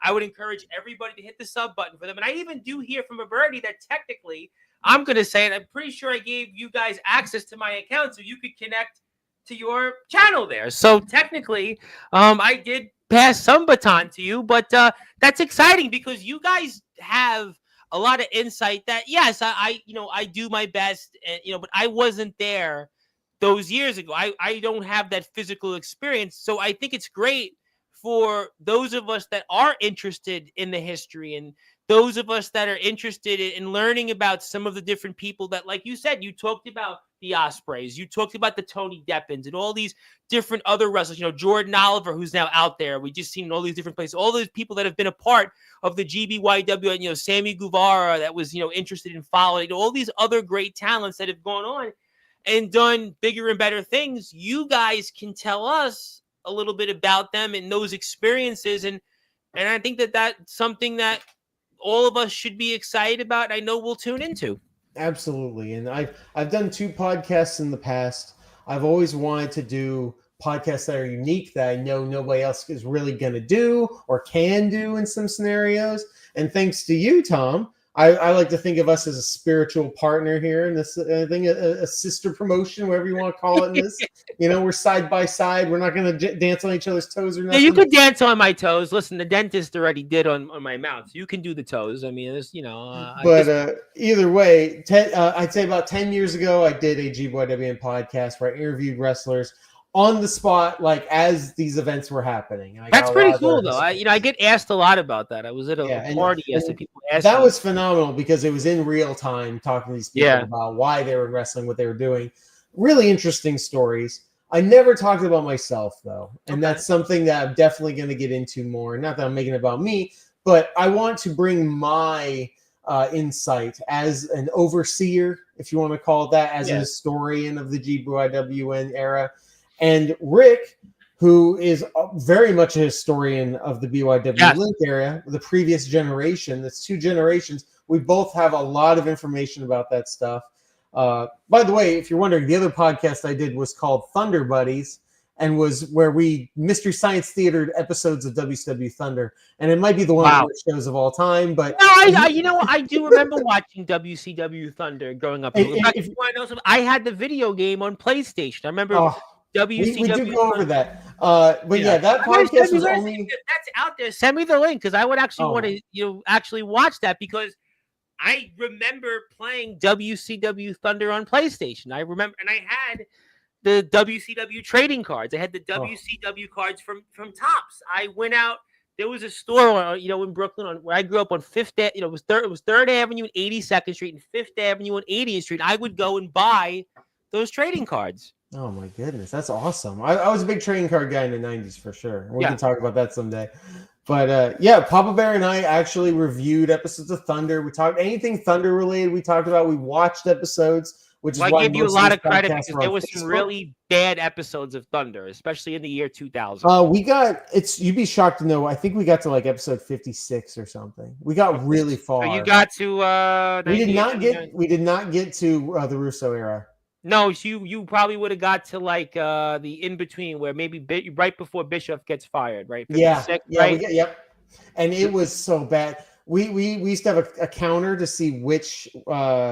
The first time a main event didn't end in a disqualification. Oh, God. They used to always end in disqualification. I think the first match that ended with a pinfall in the main event was like episode 12. And then after that, it was like 27 or something. It was always like an NWO member in a main event, but you didn't get like Hogan in a main event. You'd get like a quasi-competitive main event match. It was just...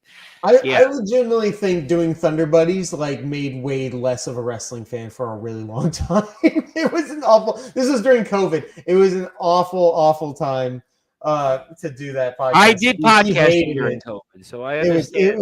Thunder was so rough. But to do this now... with Sick Rick is going to be a lot of fun because we're going to bring up a lot of subjects. Every episode will be, different subjects, different wrestlers talking about our memories, what they're doing. Obviously, the first couple episodes might just be a lot about Rick's career and mine. Obviously, we know the most about that. But my career ties into like everybody. Rick's career ties into a lot of people until his end. And it's some people I didn't connect with early on as well. So it's a nice little timeline from before I moved into the Northeast, and then after that I'm very excited about. And I should probably get the name of this podcast right. I mean, as much as I can plug it on YouTube, I think there's people out there that would like to know what this is, when, where, and what.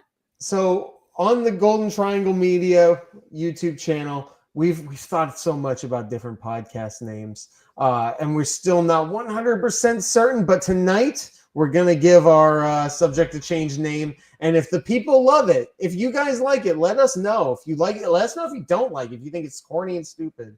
But for now, as of this moment, we are naming the Rad Hazard Sick Rick podcast. Whoa! Yard Times, Daddy, Yard Times. That's going to be the name of it. That sounds just almost a WCW show waiting to be out there. Only GBYWN related. So that's quite the thing there. And you can see that on the Golden Triangle Media YouTube channel. You can see that either there. Also, please sub to Golden Triangle Media. Sick Rick has been here on multiple occasions. Oh, yeah. And I would highly encourage that you support them. And I do want to go bump up somebody here in the chat because my buddy Hubie Jenkins wants to say, who's become a regular here, who's back on Sportswire next Tuesday out of Ohio, wanted to say that he's posted some clips in the past of the EWA on the GBYW when it was on MySpace. I was about to say Facebook and MySpace. And that's a little before my time, but there you go. I mean, the MySpace era when Tom was running MySpace. Yeah, that guy, and apparently that's what Hubie Jenkins is saying. So there you go. The EWA was around. To be honest, the first time I ever found a GBYWN promotion that I could actually travel to, it was through MySpace. Oh, wow. So without MySpace, I might have known about it and posted it on the forum, but I don't know if I ever would have been able to figure it out and find it and everything. And I did because of MySpace.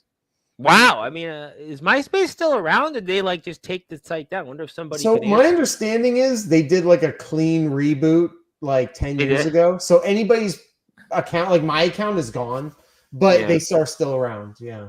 Oh wow. Okay. Yeah. Well, maybe there'll be some GBYWN content out there. I don't know, but hit the Possible. sub button for the EWA in the meantime. Maybe some of that content from there is on there, and you can check out some of that footage, and Look we'll at that. have Look at more this. content for you. Yard times, Well, baby. I tell you what, it's not going to be. It's going to be a yard time. It's going to be a yard full of a time to watch it. I was trying to think of the right word on the fly, and it's going to be a yard full of a time to watch it. So I'm excited about that, and I got a lot more comments. So let me get to them. So let me see thank you, Zilla. Zilla wanted to say hello to you.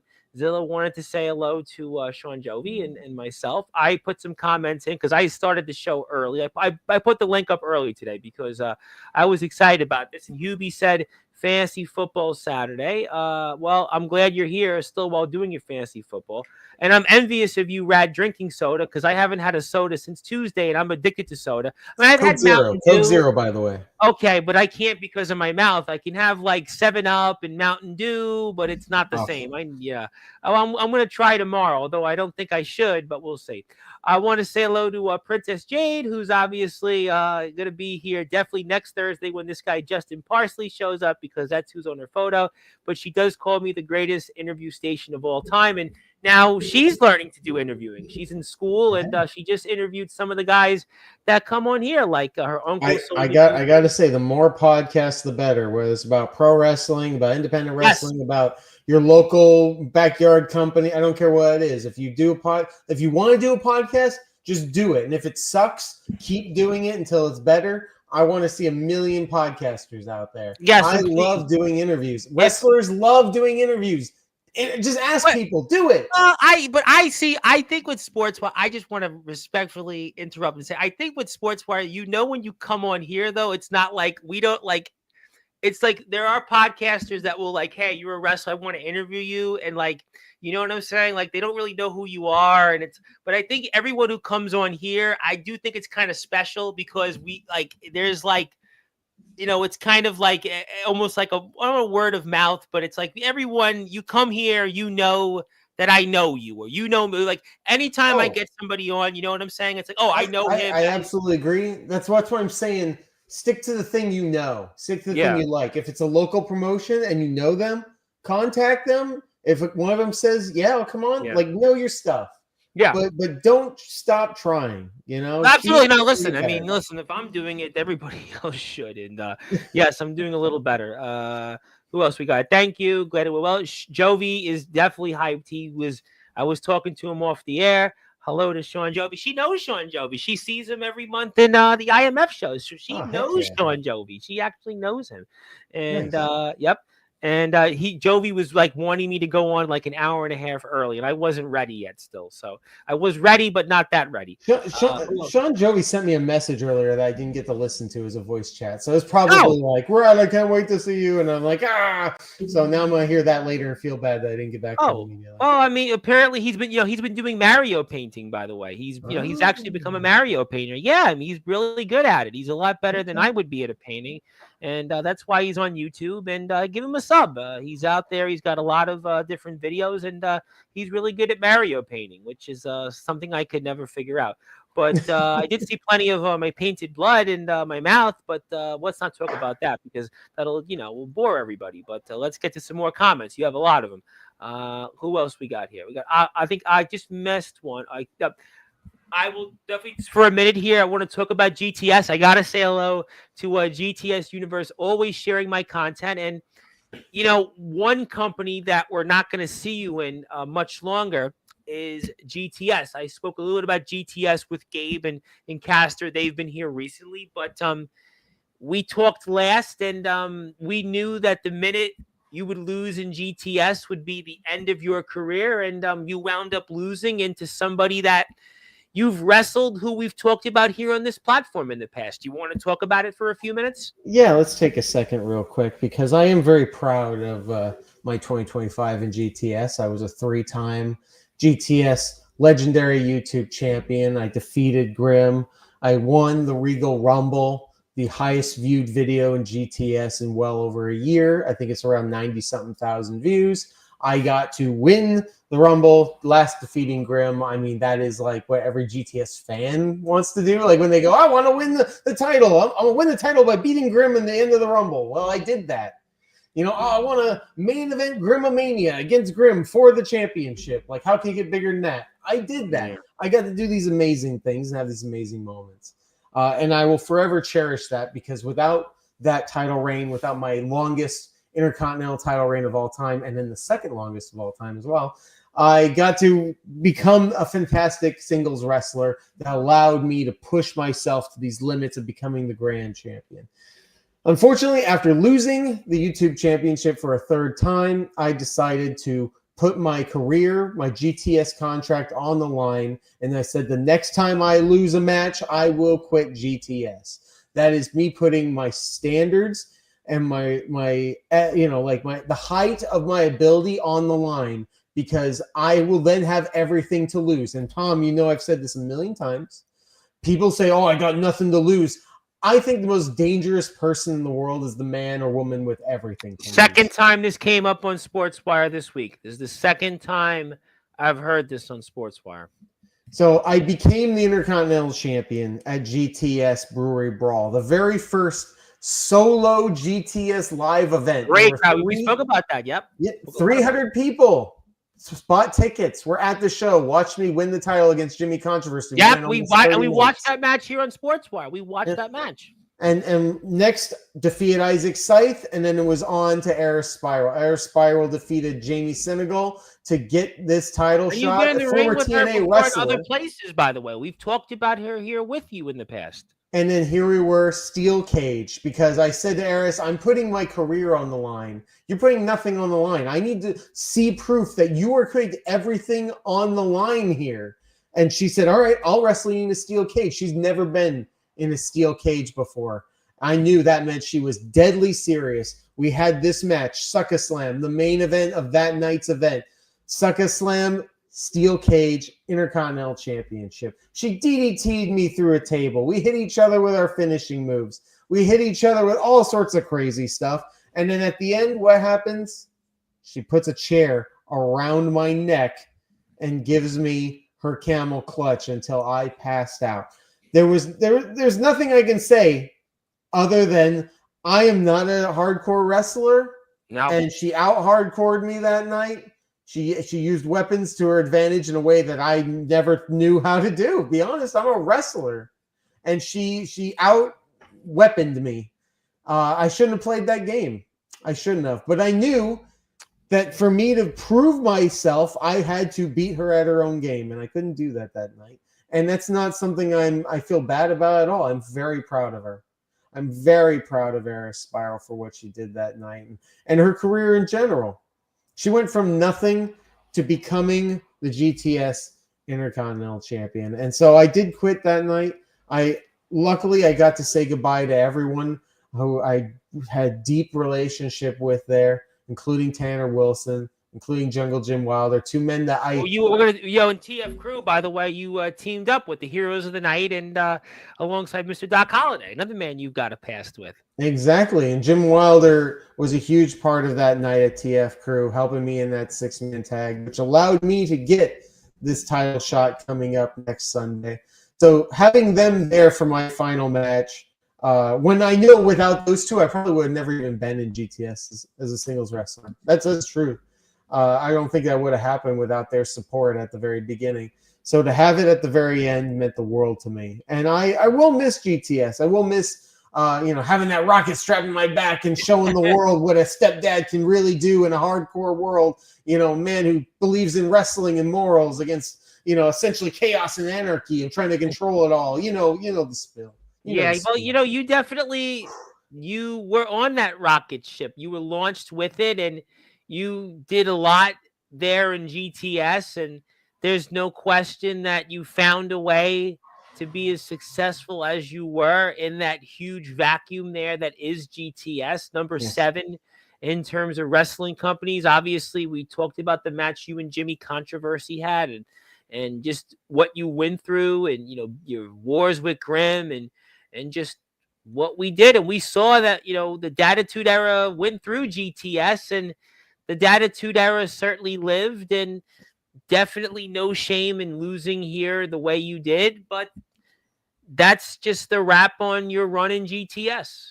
Absolutely. And the Datitude Era comes and goes in waves. It's always there, but sometimes it leaves one company and enters another. And that's just how the cookie crumbles. We all know that. But the Datitude Era at GTS is over. I was essentially the ultimate anti-GTS wrestler of GTS. And I still made it to the top, and I showed everyone. And I thought it was funny. By the way, I found it somewhere that you were at a picture with Raina Black. There was a GTS segment, and I know Raina Black. I was like, boy, it is a small world. Yeah, you're the antithesis of Raina Black. My friend Raina Black, who I know very well, Raina Black. I was like, oh, I got to tell her that on Facebook. Next time. Absolutely. So,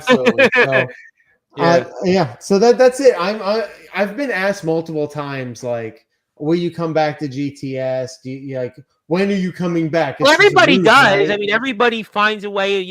Nobody's permanently dead. Everybody says, "Oh, the spiel." I mean, everybody quits and everybody says this, and they come back again. I mean, you know how it goes. I know. And Jimmy Controversy lost a loser leaves GTS match against me, and he did come back. He came back. It was in the hardcore title situation. He lost. Yes. So I'll tell you right now, I promise this to everybody there. I promise this. I'm not coming back as a GTS contracted wrestler. You're never going to see me talk about, I'm a GTS guy. Here I am. I'm never going to do that. I'm going to stick to it's like Shawn Michaels retiring. Should have just retired. I know that one match. I know people kind of glance, but he still came back for that one match, and so the bald head against Kane and the Undertaker, and Saudi Arabia, and it wasn't. And the gear I'm wearing right here is the blue gear. I was wearing that at the end of my run here because that's the same color gear Ric Flair had during his retirement run at WWE, and I'm still sticking to that. In my opinion, I will never be a GTS wrestler again. And I'm okay with that because I had an amazing run. And to be honest, I'm really excited for the future because I have this championship on my shoulder that I already said to the world, I'm representing Matt Pro Wrestling, and I'll go to every wrestling company there is to defend this and represent Matt Pro Wrestling. I'm very excited about the future as champion. Me too, and I'm very excited about Matt Pro Wrestling, and it is Matt Pro Wrestling Day on Sportswire, and definitely you had an amazing run in GTS, and there's no question what you did in GTS speaks volumes, and there's no question that I think a lot of people will definitely remember what you did there, and I think that'll live on for a very long time, and I know I shouldn't do this, but I'm going to do it because it's all about surprises here tonight, because I've decided to put you in the Sportswire Radio Hall of Fame for a second time, but this time as an inspirational figure, because I believe what you've done in representing Matt Pro Wrestling and autism awareness. I think the message of Pure Vanguard Wrestling, the boys and girls clubs out there, being a part of that. I think what you've talked about every time you come on here, the way you represent the sport of wrestling. And I see my hall monitor here, Justin Parsley, and I'm sure he's going to approve this, but I think it's time to put you in the Hall of Fame for a second time. And spoiler alert, I didn't tell you that. So congratulations. So, wow. Yeah. I'm speechless. No, I definitely didn't know that was going to happen. Holy cow. I mean, the first thing that comes to my mind is I never thought I would even be a professional wrestler. I never thought that. I thought that was, I would sit outside the guardrail and look at I remember the first time I touched a wrestling ring. Yeah. It felt like I was like doing something illegal, like I wasn't supposed to be doing it, I was actually at a Cauliflower Alley show, believe it or not.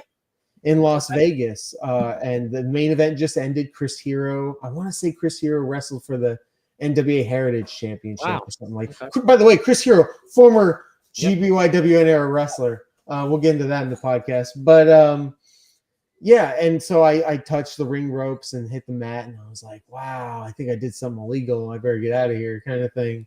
I never thought I would be in this situation. I didn't think a guy like me, 5'9", 185, white as a ghost, should be anywhere near a wrestling ring. And then it really was just one thing came to another, and I was always willing to learn and do as much as I could to be there. I wanted to be there, and even though I didn't think I was going to be the next Roman Reigns or anything, I wanted to be the best Radley Belmont I could be. And as long as I was better this month than I was last month, as long as I, every time I made a mistake in the ring, I said, I'm never going to make that mistake again. And I trained, I did whatever I needed to do to never have that happen to me again. That's how you improve, man. Like it's something I didn't even think about. I just wanted to be the best I could be of myself. And that reflected on everything else in my life. I moved across the country to the Northeast because of professional wrestling. Yeah, I mean, that's a big gamble in itself. I mean, there's a guy, Mickey Vargas, that just did the thing in reverse. He went from here in New York, in Buffalo, and moved to Texas because of wrestling. He wants to be a professional wrestler. And I think that's just, you talk about it here all the time when you're on here. Most of your friends come from wrestling. And I think that's, a big statement. Yeah. 99% of the people in my life come from wrestling. And it all comes from the passion I have for what I love. I want everyone to have something like that. If your passion is comic books, which is also a passion of mine, if it's art, if it's biking, if it's football, whatever, as long as it's not illegal, I want you to have that passion. I want you to do something with it. Yeah, I want you to harness it. And you're not going to make $1 million, and you're not going to become a rock star overnight, and you're not. Yeah, that's a great point that you made, because I have had on the rock stars, and people, even the rock stars, I ask them all the time. I say, you have any advice? And they say, well, you're not going to be a millionaire. It's funny that you said the same thing that I've had the rock stars on. I've had Mark Farner of Grand Funk Railroad. I've had all these, big, hard rock bands, and they say you're not going to be a millionaire. And kind of ironic that you said the same thing. The one name I always think about is Edgar Allan Poe. Okay. He did not become famous until like 60 years after his death. Like he never thought about being famous. He just wrote stories in the local newspaper because he did it. He did it because he loved it, and he was trying to, like, I don't know if you want to say he was trying to pop the local boys, if you want to put it that way, or something. He was just trying to do something that he was passionate about and do the best of his ability. And he never in his lifetime got to get any heavy recognition of any kind. And 60 years later, all of his work is published in a book. And next thing you know, everyone on planet Earth seems to know who Edgar Allan Poe is. And it's all about passion. It all starts and ends with the passion. You gotta have passion. Anything you gotta have passion. No, I totally agree with that. You definitely have that, and that's why I decided to put you in the Hall of Fame again. And we have some passionate people that want to talk to you before I get to the TF crew. And even though I shouldn't be talking as long as I am, you're Rad Dad. We're gonna stay on the air. I appreciate you, Bryce. Yeah, no problem. When I get dry socket, I'll think of you. Hopefully, I don't. I'm really terrified about getting dry socket. People have warned me about dry socket.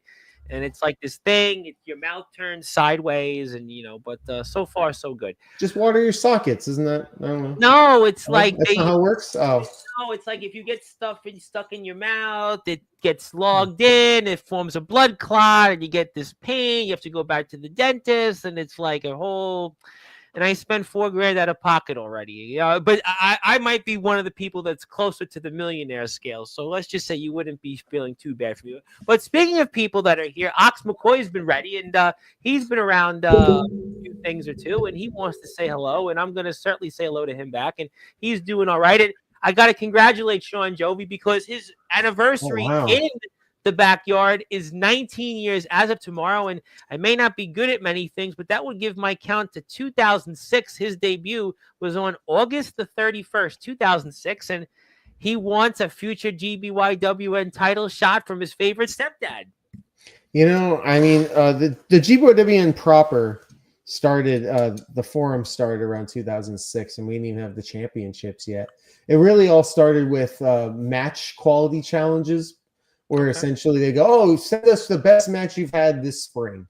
or this fall or this winter, like that kind of thing. And they would all rate him and things like that. And that kind of turned into the community that turned into the championships. Sean Jovi was a part of all of that. Yep. And he's ingrained in GYWN as much as anybody else. And I don't know who's going to be next for this title. I don't know if I'm defending it at TF Crew again.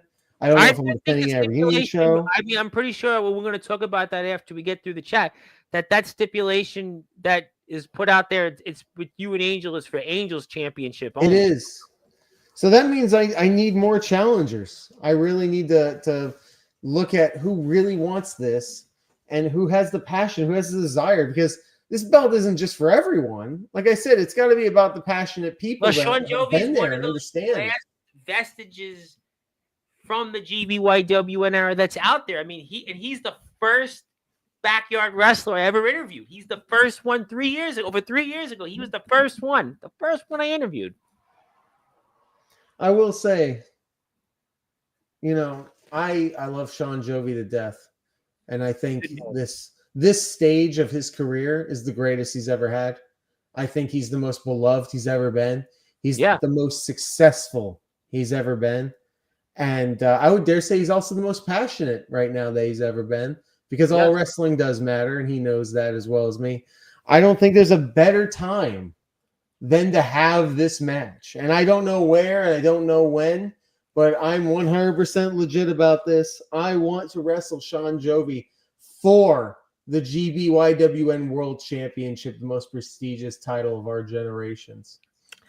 Well, I'll tell you what, there's a will, there's a way. So I'm just saying, there's a will, there's a way. So, and I would love to see that. And I think a lot of people would love to see that, and especially Sean Jovi. And to quote one wrestler out there, never say never. Never say never. And I have a super chat here. Speaking of people in the GBYWN, Hubie Jenkins wants to give the GBYWN 5 tuna dogs. Now, have you ever had a tuna dog? I haven't.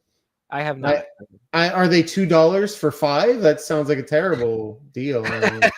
Well, I do have one famous tuna fish story, which I really don't want to tell any. I already told it once. I don't want to tell it again. I was like 7 years old, and my dad was like, "You want to eat a sandwich?" And it was like tuna, and it smelled so bad, and I never ate tuna after that again. And but I only got into shrimp like 5 years ago. I mean, I'm crazy, but now I like shrimp a lot. I cannot do it. I can't do it, but I can do a lot more comments. And you got a lot of comments all of a sudden. So I'm going to stay.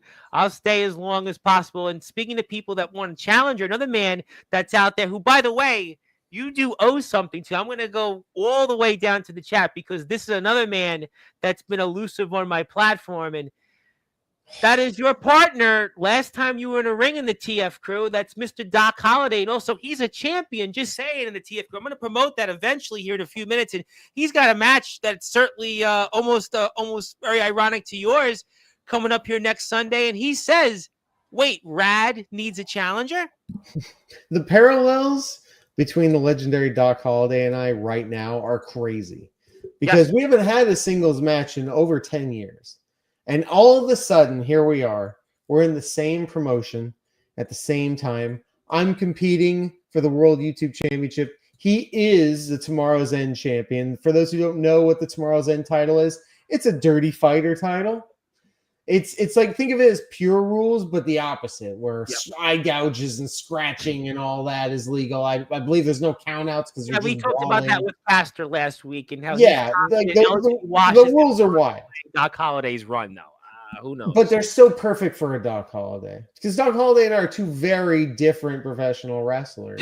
But that's also what makes it so interesting. The very few times we've ever tussled, and I've definitely brought this up to Gabe Sayers. And the only thing stopping us right now is that we're both too successful. He's got his championship. I'm going for my championship. But we were able to team up in that 6-man tag, and we had a little preview there. If you guys saw the promo, you saw the promo of me and Doc Holliday. Things got a little intense because we're cool right now, but we haven't always been cool. And well, you mentioned Gabe Sayers, and now Gabe Sayers is working in my city, and I could certainly talk to Gabe and run into him this week and maybe ask him about that, because I mean, I know where the man works. He's told me where he works. So, I mean, I'm not going to, I'm going to go and knock on his, wherever he is. But he told me that, I'm welcome anytime to say hello. And I'll make sure to tell Gabe about this in person, not just on a clip on social media, but I'm pretty sure I can do that.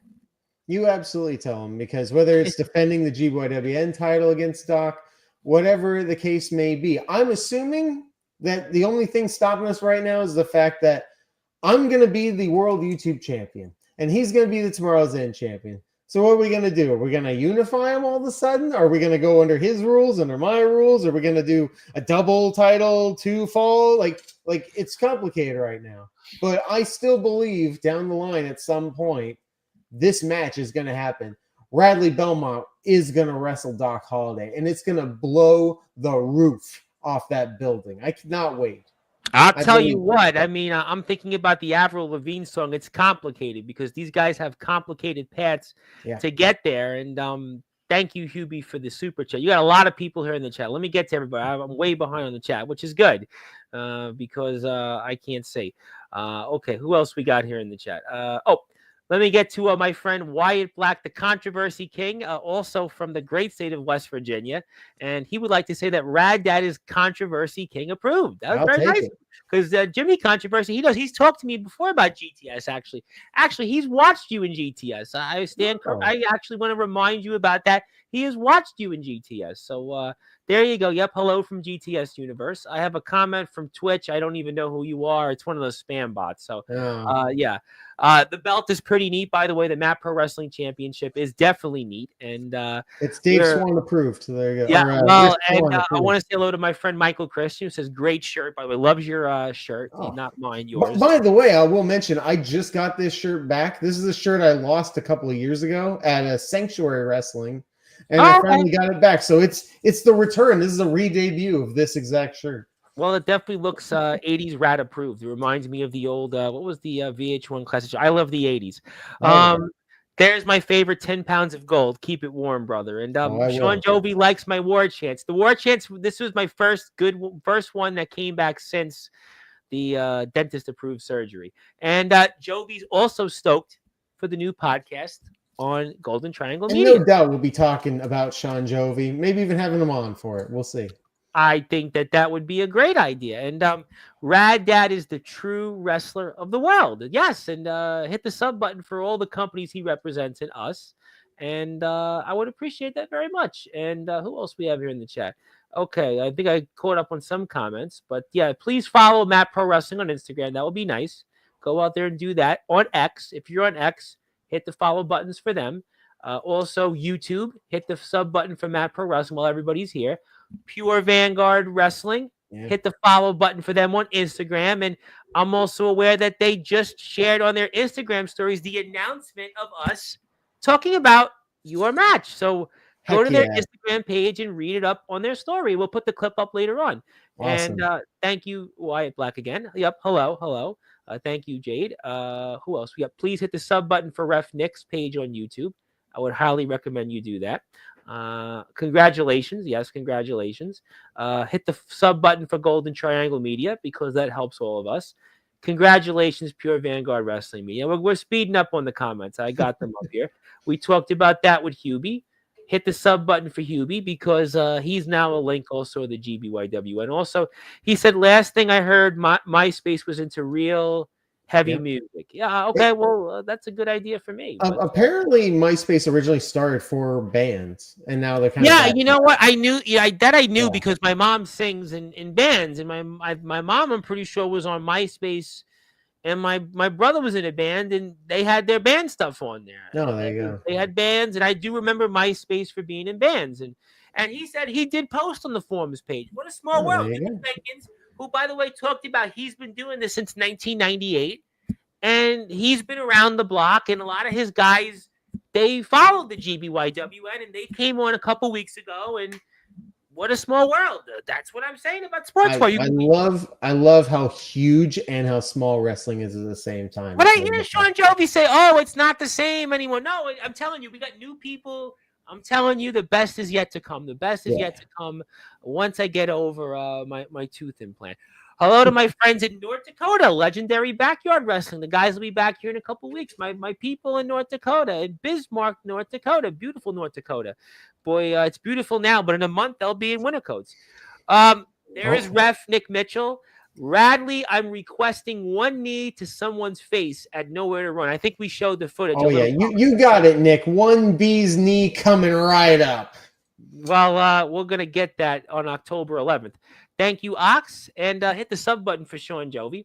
Who else we got? Yes, hello to Ref Nick.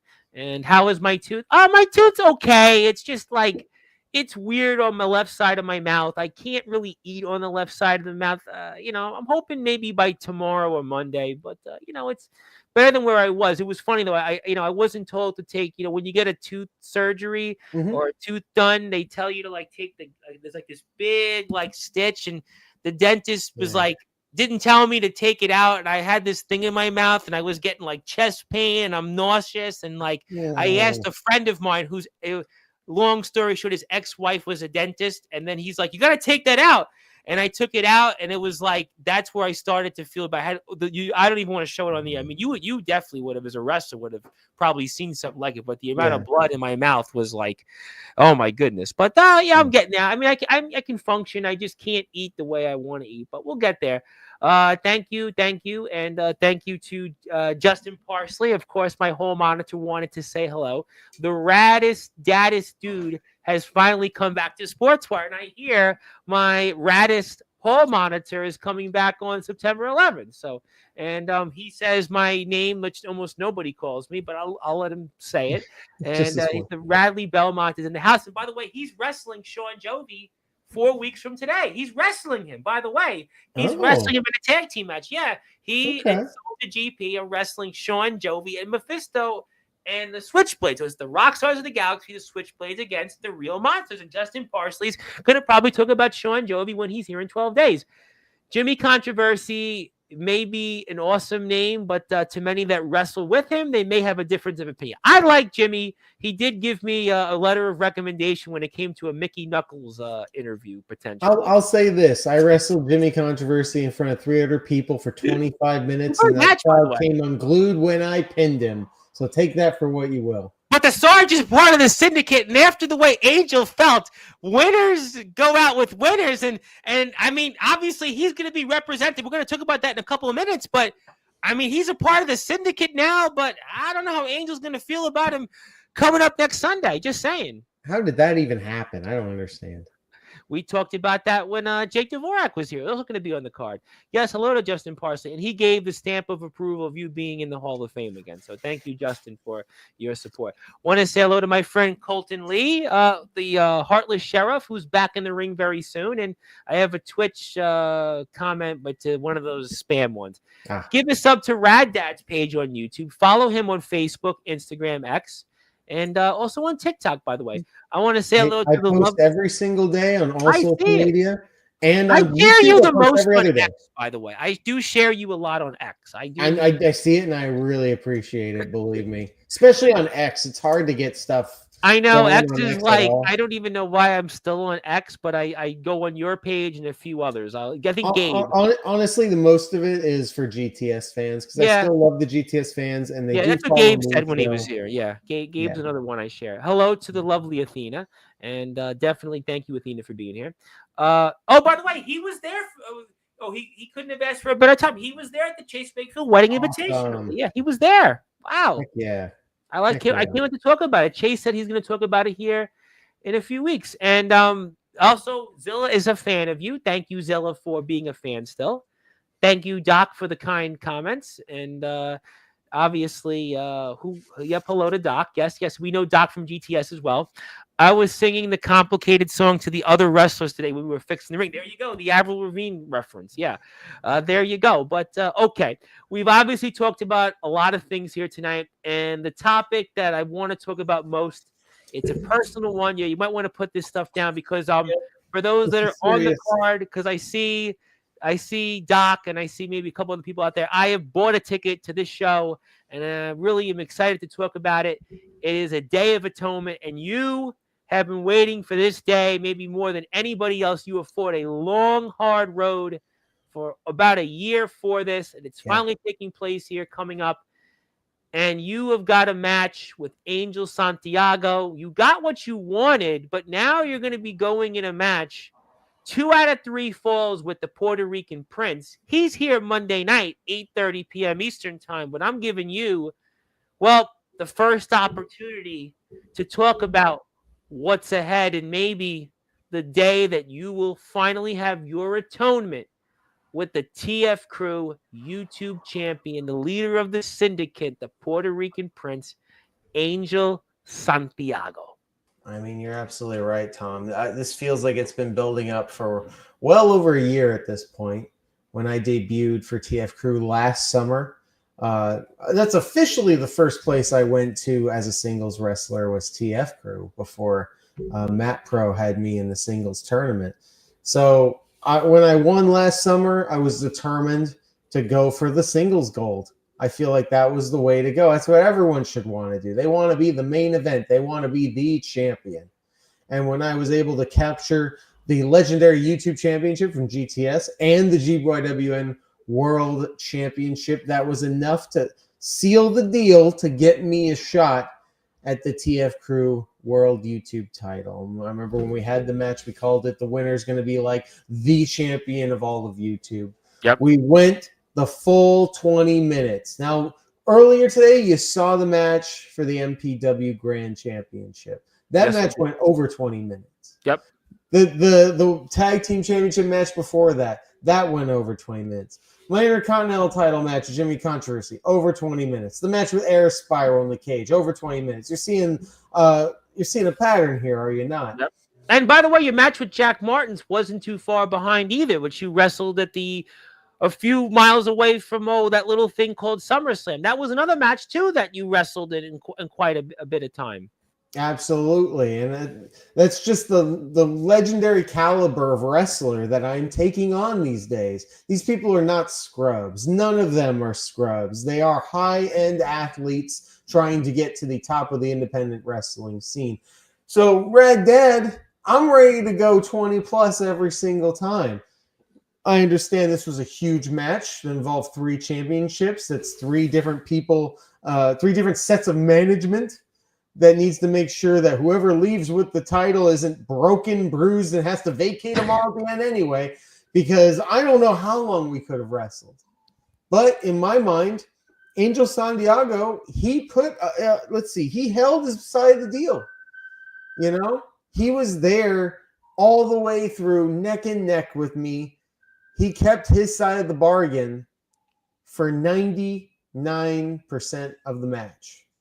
Because at the very end of the match... We talked about it. Yep, we talked about it. Yep, I hit that stepdad stunner, and I was ready to get that pinfall. And it was one of his little lackeys, one of his little minions who just need their meal ticket. They got to survive so they can go back to Orlando with Angel Santiago, go to Panama, wherever, ride the Ferris wheel or whatever the heck they do at Atlantic City or whatever. Because Angel Santiago is paying all the bills. And without the gold, Angel Santiago is not going to pay the bills. So they made sure that Angel got out of that ring and I couldn't pin him at the last 3, 4, 5 seconds of the match. So match went to a draw. I decided that moment then and there that I was going to put all the cards on the table. I said, let's go another 5 minutes. And Gabe Sayers was okay with it. Gabe Sayers was like, all right, we'll go another 5 minutes. I could see him on the side. He was going to risk it. We didn't talk to the GTS. We didn't talk to Graham or Lisi or any of those people. We said, all right, we're just going to do it. And Angel Santiago said no. He said, I'm fine. I'm out of here. Coward. He took the coward's way out. I gave him credit where credit's due. He was as good as I was for about 19 minutes. And then I proved that I was better at the end. But he had to walk away because to him, having a draw is enough to get by. You know, he doesn't need to prove that he's the better wrestler. I need to prove that I'm the better wrestler. And that's why Day of Atonement means so much to me. I won a 6-man tag team match alongside Doc Holliday and Jungle Jim Wilder. And that allowed me to get this title shot. Why with Doc Holliday, a guy that barely trusts me and barely likes me, and Jim Wilder, a guy that doesn't even go here. Why would they team up with me to get me a title shot? It's because nobody likes Angel Santiago. Nobody respects Angel Santiago. And once he did that, once he went to that draw and said, nah, I'm good, and left, he disrespected the championship and TF crew. And nobody in that locker room is going to respect him for that. Nobody is going to be okay with their champion saying, that's good enough. No, every single wrestling company wants their champion to say, I'm the man in underground wrestling. I'm the man in independent wrestling, and nobody can beat me. That's why we have unification matches and double crown titles and all that kind of stuff. Everyone wants to know, am I good enough? I'm telling you right now, I am good enough. And that's why this match is 2 out of 3 falls. I'm going to pin Angel Santiago twice. And I'm going to make sure that I pin him first before he pins me. He's not going to pin me at all. I'm going to pin him to You prove. sure you can say that, though? I mean, you could say all these things about Angel, but it doesn't matter. He's still been on top. I mean, his run as champion, I don't care anywhere. I don't care if it's independent, underground. I don't care what promotion it is. So many guys have tried, but yet they failed. And that includes you in January. You certainly had him right where you wanted, but you didn't get the job done. Close but no cigar. And Angel's going to feel that nothing's going to change because everybody said the same thing. And that's why he's going to continue his run as the TF Crew World YouTube Champion, as he calls it. Tom, I love when you play devil's advocate because it just allows me to prove you wrong. There was no failure at the Unhinged Rumble for me. I successfully defended 2 championships. He did not do that. He walked away like a coward. Did he defend his championship? Sure. Did he walk away after a challenge? You're dang right he did. Coward. Last time I came on here, I said a lot of nice things about Angel Santiago. You did. No, you did. You actually did. It was almost uncharacteristic, especially at that moment. You were still wanting the opportunity. It wasn't at that moment guaranteed. And I'll tell you why. Because I do believe Angel Santiago can wrestle everyone's butts off. But here's the thing. That was before Angel Santiago walked away from a challenge. That's before Angel Santiago, in front of an entire sold-out PAPW facility, said, I don't want any more. If he said, I don't want any more, 1 minute earlier when the match was happening, that's giving up. That's losing your championship. And the only reason he didn't was because the bell already rang. If you tap out after the bell rings, in my book, you still lost. But in the wrestling records books, but in the wrestling records books, he didn't lose. He didn't win either. But he didn't lose. We have the 2 out of 3 falls. Now that's a good point. Guys. I'm with you. I'm with you on that. But this is fascinating. 2 out of 3 falls. I mean, you say you're gonna not even give him an opportunity, but is this something after everything you've went through? The Carter match, the tag match prior to that. What you got to go through. By the way, Friday, before you get here next Sunday, you got to get through Sturdy Sal. And that's a whole nother ball game we talked about playing at the beginning of the show. Jack Martins you went through. We talked about the situation you're dealing with in Pure Vanguard. You have a lot on your plate. So going into this match this Sunday, I know this has basically been about 9 or 10 months in the making, but is this something that can you handle this? Can you hang with Angel Santiago 2 out of 3 falls after everything you've gone through and what you're even going to go through before next Sunday? Bryce, I'm a very different man than I was on January 4th. Because on January 4th, I had just defended the legendary YouTube title. I was wrestling weekly. I was sore. I was beat up. I won the GWA. You did talk about an injury on here. You did talk about an injury. Yep. I had a lot of beatings and I won a lot of matches, but I was in a lot of pain. And I decided that I was going to have a gut check and wrestle Angel Santiago because I wanted to see in a wrestling situation, could he out wrestle me? And he couldn't do it. He was as good as I was for 19 minutes, and I was ready to go longer. This time, I'm not there to out wrestle Angel Santiago anymore. I know his tricks. I see him coming. I'm gonna go head to head with everything Angel's trying to try and do, underhanded as it may be. I'm not an idiot, Bryce, and you know that. I was also getting my butt whipped every single week, winning or losing. It doesn't matter. I was getting sore. I was getting beat up. Lately, I haven't been going to GTS. I left there. I've been healing. I've been going to the gym. This is real. I've been going to the gym 3 to 5 times a week. Yeah, I saw that. You said you're in the best shape. You've lost weight. I have lost weight. Cardio, constant light training. Getting these Papa Bear pythons. These red. Well, you're gonna need that to be in a match. But you're gonna need to have done those things by hitting the gym, losing weight, gaining muscle. You're gonna have needed to have done those things to go into a match like this because it's not just gonna be a 20-minute time limit draw. I mean, 2 out of 3 falls. I mean, listen, who knows how long you could be out there? So you're going to have needed to have done everything to prepare for this, not only physically, but mentally. Absolutely. And that's why I'm doing these things. Bryce, I've been doing DDP yoga lately. Let me tell you, that's been a life changer. I'm a high believer in DDP yoga as well. Hey, I feel better than I have in. Oh, listen. Oh, yeah. I feel better than I have in probably a good year, 2 years, really. And I feel like I'm at the best I've been. And if I was good before, I'm very excited to see the limits I can push myself to now. Because like I said, I am a limits pusher, and I will not stop. My brain just, it's like going through a tunnel, man. It's like a tunnel vision of like every time I got knocked down, I have to get back up. And I'm not thinking about anything else but getting back up every single time. And that's been the key to success for me. They call me the workhorse. At GTS, every week they say, you were the workhorse. Listen, you were the workhorse champion. Now, listen, we said the same thing here. You were the measuring stick there in GTS. You were going out there every time you were on the air. You defended that championship. You were the measuring stick, no question. And so now all those GTS matches, all those matches of those other companies have now moved to Mat Pro, where I will be defending in the main event. And I'll put my heart and soul into that main event. The very next night, I'm not afraid to say it here on the show, I will be debuting for ISPW. Whoa!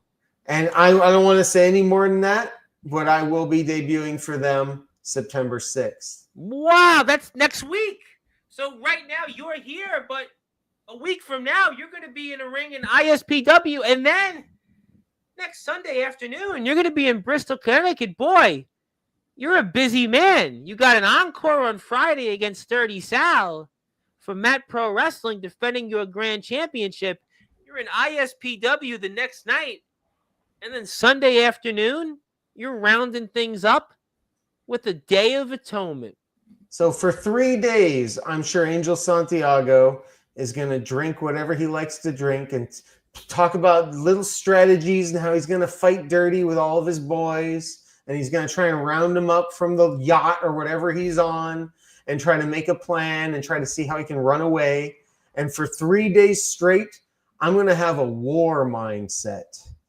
You know, when you have that mindset of it's game on and there's nothing else that matters. Laser focused. I'm doing that 3 days straight. So by day 3, I'm going to be so focused. I'm beyond warmed up. And I'm going to have 2 wins under my belt. So I'm going to be more confident than ever. So you're gosh darn right, Tom. I'm going to get that first fall. I'm going to be the first man to pin Angel Santiago in TF Crew history. And then I'm going to do it again. Because when I definitively defeat Angel Santiago 2-0, I will prove that the TF Crew World YouTube Champion is the mountaintop, is the one to watch, is elevating TF Crew to a whole nother level, while being the Mat Pro Wrestling Grand Champion, while being the GBYWM World Champion. Why, Bryce? Why? Because it's the Datitude Era. Well, I know, but you've got a Day of Atonement first to continue that Datitude Era. But there's no question, you talk about your game face. You talk about laser focus, and you're going to need that because what you're facing you're absolutely right. The last time you were here, you were talking about chasing the Mat Pro Wrestling Grand Championship. Obviously, the importance of that we spoke about at the beginning of the show. You've got that. You've got the GBYWN World Championship. Obviously, we know the history and the heritage toward this. But now, you are facing what's in front of you, the opportunity of a lifetime to hold 3 of the most important championships in their significance for heritage. We know the GBYWN, what that stands for. Mat Pro Wrestling, what that stands for. But then the TF Crew and what that stands for in the underground. Because the TF Crew, in many ways, is this very unique thing in the underground. It's a very, very unique product. And you have that opportunity to be that representative. And to be that representative after what Angel Santiago has done as champion. Nobody's pinned him. We're talking about almost 2 years. All these different guys have tried. Mikey Anarchy has tried. There's a long list of guys that have tried and thought that they could go out and topple Angel Santiago. And you better have that laser focus. And you better have your game face on, because what you have an opportunity to do, you may never get this opportunity again to be at the same time the GBYWN World Champion, the Mat Pro Wrestling Grand Champion, and then the TF Crew YouTube Champion, a championship that you just had to fight for months to get another shot at. Absolutely. And those great wrestlers that Angel did defeat through hook or crook, wherever you want to say. Guys like Mikey Anarchy. I can go down the list. We all know the list. It's a great list. Yep. Those people fought for what they believed was the most prestigious title. That is what they wanted. That is what they desired, and they put their hearts into it. And that's why the matches are so great when you go back and look at them. But what did I say, Bryce? The most dangerous man is the man that has everything to lose. Those people didn't have history relying on them that night. If I win this, it will be the most historic title win in TF Crew history. So all those other people would have won it, and it would have been a career highlight. But for me to win it that night while holding these 2 championships and going on to defend a triple crown, that is the biggest win in TF Crew history that any of his challengers could ever have. I think it's one of the biggest wins point. in the underground to date, because we talked about this is the summer of Radley. We're in the granddaddy era. And that would basically be the crowning achievement of it, to be the triple granddaddy. The triple granddaddy. That's what you would be. You have that opportunity, and this opportunity, you may never get it again. This is an opportunity that speaks for itself. And listen, Angel's had an amazing run, and you guys have, and the irony of this, have been in the ring recently, but almost didn't even touch. It's quite amazing we didn't. Angel Santiago once again ran away. We saw it. We watched it last week in Pure Vanguard. We showed some of the footage earlier there in TF Crew a few months ago. You guys have been in the ring on 2 occasions since January 4th, and yet you guys didn't actually touch. And now you're going to have to touch. This is 8 months in the making, and you've recently, within weeks, have touched what should have been in the ring and yet didn't. Yeah, somehow 2 matches, a main event, and he's never pinned me and I've never pinned him. I'm telling you now, Bryce, I'm going to pin that man. And I'm telling you right now, Bryce, he's not going to pin me. You're never going to see the Rad Dad get pinned by Angel Santiago. Because as extreme as TF Crew is, I have the most extreme of a heart and extreme of a soul. And I'm not going to stop. And I'm not going to let anybody named Angel Santiago, the Puerto Rican prince, pin the Rad Dad. That ain't going to happen. This is going to be his Day of Atonement. This is going to be his last title defense. There will be some justice, and it's coming home to the Rad Dad. I'm going to make history like never before. And then I'm going to go on Triple Crown title holder.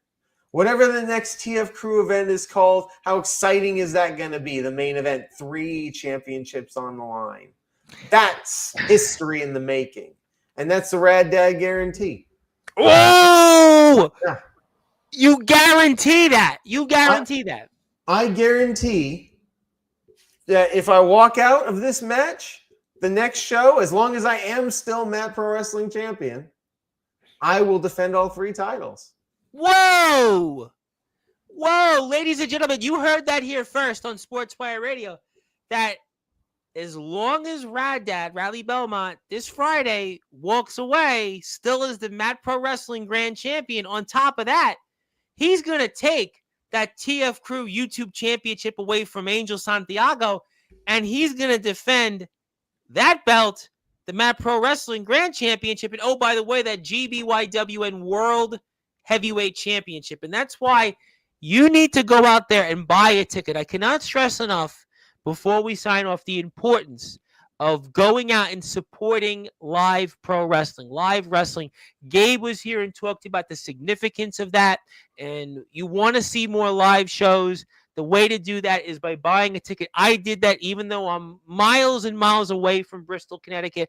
I still wanted to show my support to all the guys out there that are going to be competing at Day of Atonement. And I want to buy a ticket, and I want you to go out there and do the same. I want you to go out there and go to the Eventbrite page. You can buy a ticket for only $17.89. That's it. It's all it costs, but tax can be 85 cents. That's it. All it costs to go out there and support so many people that we see on Sportswire all the time. Jake Dvorak was here. He's going to be in the ring with Jimmy Controversy. We talked about that. Gabe, we talked about him, his match with Mikey Anarchy. Oh, by the way, Louis Sr. and Louis Jr. I mean, how about what that's going to be like? I mean, you know what Angel's going to say on Monday. You know, Caster's wrestling Leonidas. We know their history. So you've seen so many of the talent that are going to be there. Please, I can't stress enough the importance of going out and supporting the TF Crew and buying a ticket. This is where wrestling lives. This is the way to support live wrestling. And also, if you can, go out and show up to Matt Pro Wrestling, especially Matt Pro Wrestling. Pure Vanguard's got shows the 27th of September and the 11th. Please go out there and support them. Support all these companies because that's what it's all about. Also, follow the TF Crew on Instagram, YouTube, and Facebook. Please support them. And I can't stress enough. I do want to say hello to my buddy Ace Reed, speaking of Australia, who's out there in his own right training and doing good things.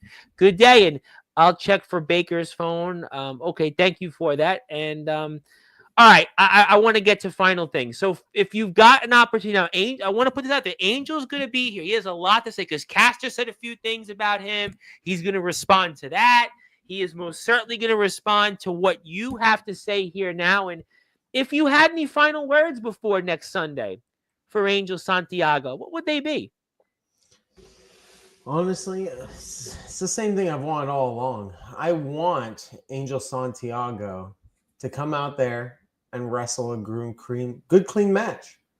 And I know he's not going to do it, man. I know he's not going to do it. But I want Angel Santiago to, I don't know, grow. Oh, you talked about Christopher Black, the Unhinged Rumble winner, and you were telling him, why are you with this guy? And you can do things on your own. And Jimmy Controversy's in the syndicate now, so I don't know. Jimmy's weird. Jimmy's a weird one. I don't understand it at all. But Christopher Black, that's a whole nother thing. The man won the entire Unhinged Rumble. I think he's one of the most heralded guys that I watch. You and him did touch in the ring in the match we just saw. He's the Connecticut Crippler for a reason, just saying.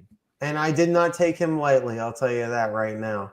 And when I win the TF Crew Championship, if he wants to come after me, I gladly welcome that. Maybe he'll be the first person I defend this Triple Crown against. I would pay to see that, literally. I would pay again to see it. Absolutely, and I'd love to see it because, like I said, I want the TF Crew champion to be the best champion around.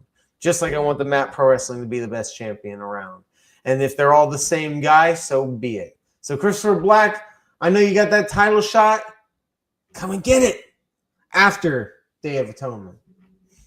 Well, I'll tell you what, it's going to certainly finally come to a head. Rad Dad wants his Day of Atonement. We're going to see that next Sunday. The doors open 2:30, 3 p.m. is bell time, and the main event of TF Crew's next show, Day of Atonement, will be for that YouTube Championship. Now, a 2 out of 3 falls match and no time limit until one man reaches 2 falls, and that is Angel Santiago, who is the reigning defending TF Crew YouTube champion, and of course our guest here tonight, Rad Dad Radley Belmont, who is also the GBYWN World Heavyweight Champion and the Mat Pro Wrestling Grand Champion, and it is also his day here tonight.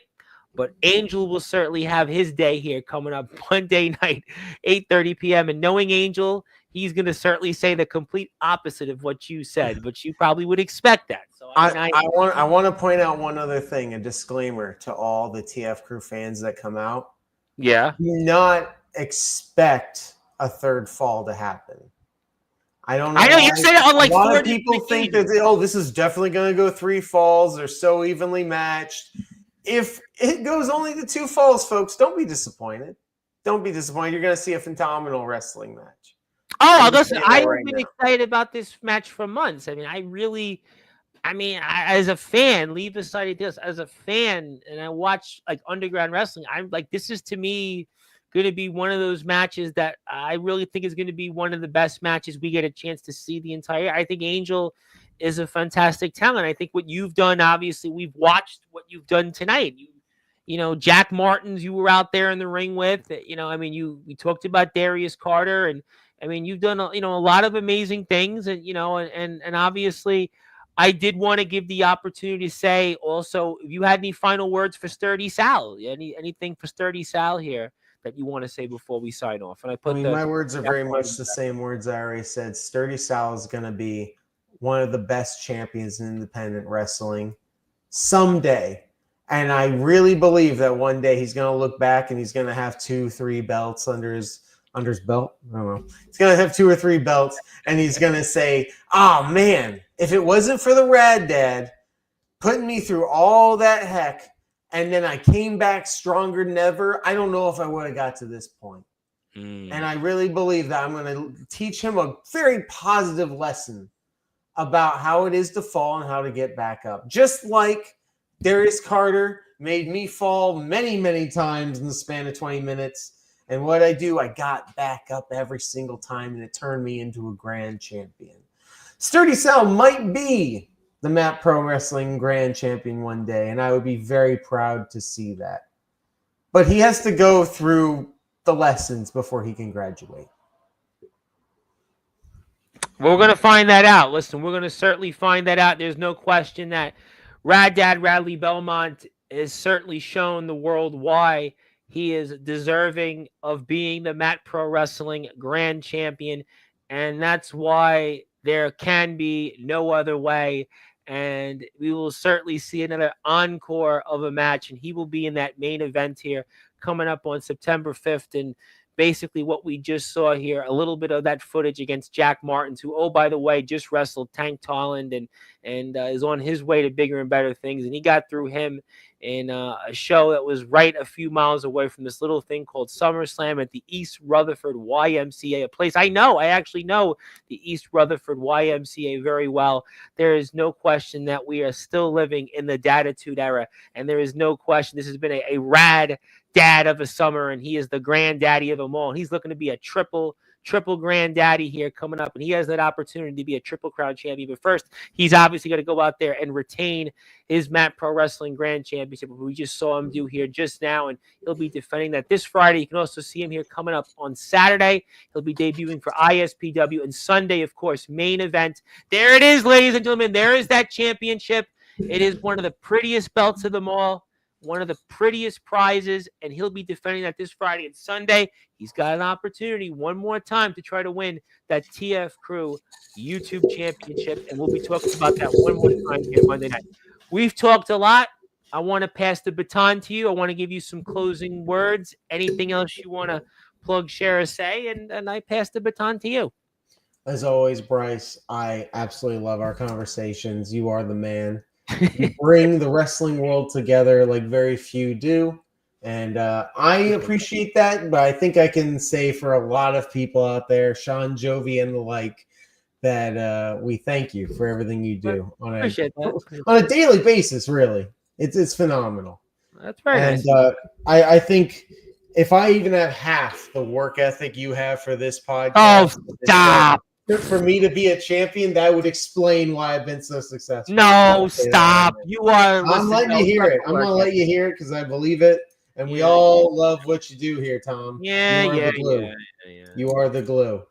Yeah. Go ahead. You got anything else to say? Because you got the work ethic. Come on. We know you're a double champion. But it's all about the work ethic. It's all about the work ethic. Yeah, I mean, yes, I have work ethic, but you are Rad Dad. You definitely have work ethic. Let's just not say you don't. But,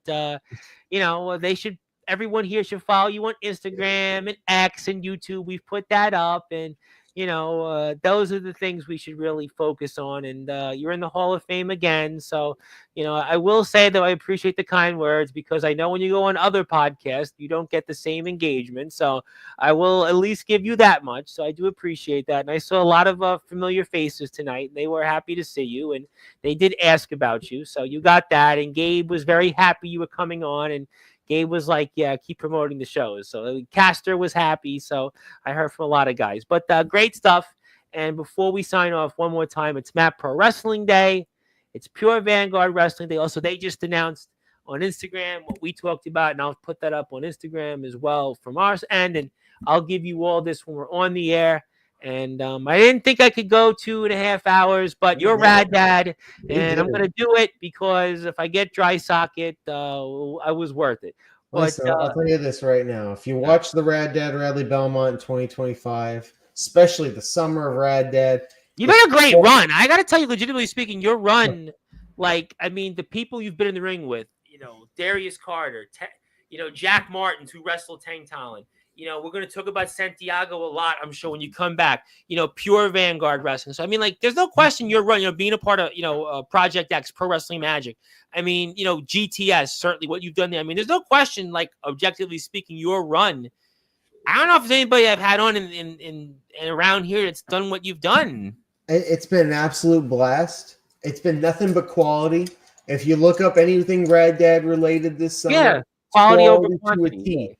And it's going to keep going like that. That's why it has to be so excited. I'm more passionate, more excited, more thrilled about my wrestling career right now than ever. And it's not just singles wrestling, it's tag team wrestling as well. Yeah, you and Papa Bear out there wrestling. Pro wrestling tag titles, we are going to go for those at some point, for sure.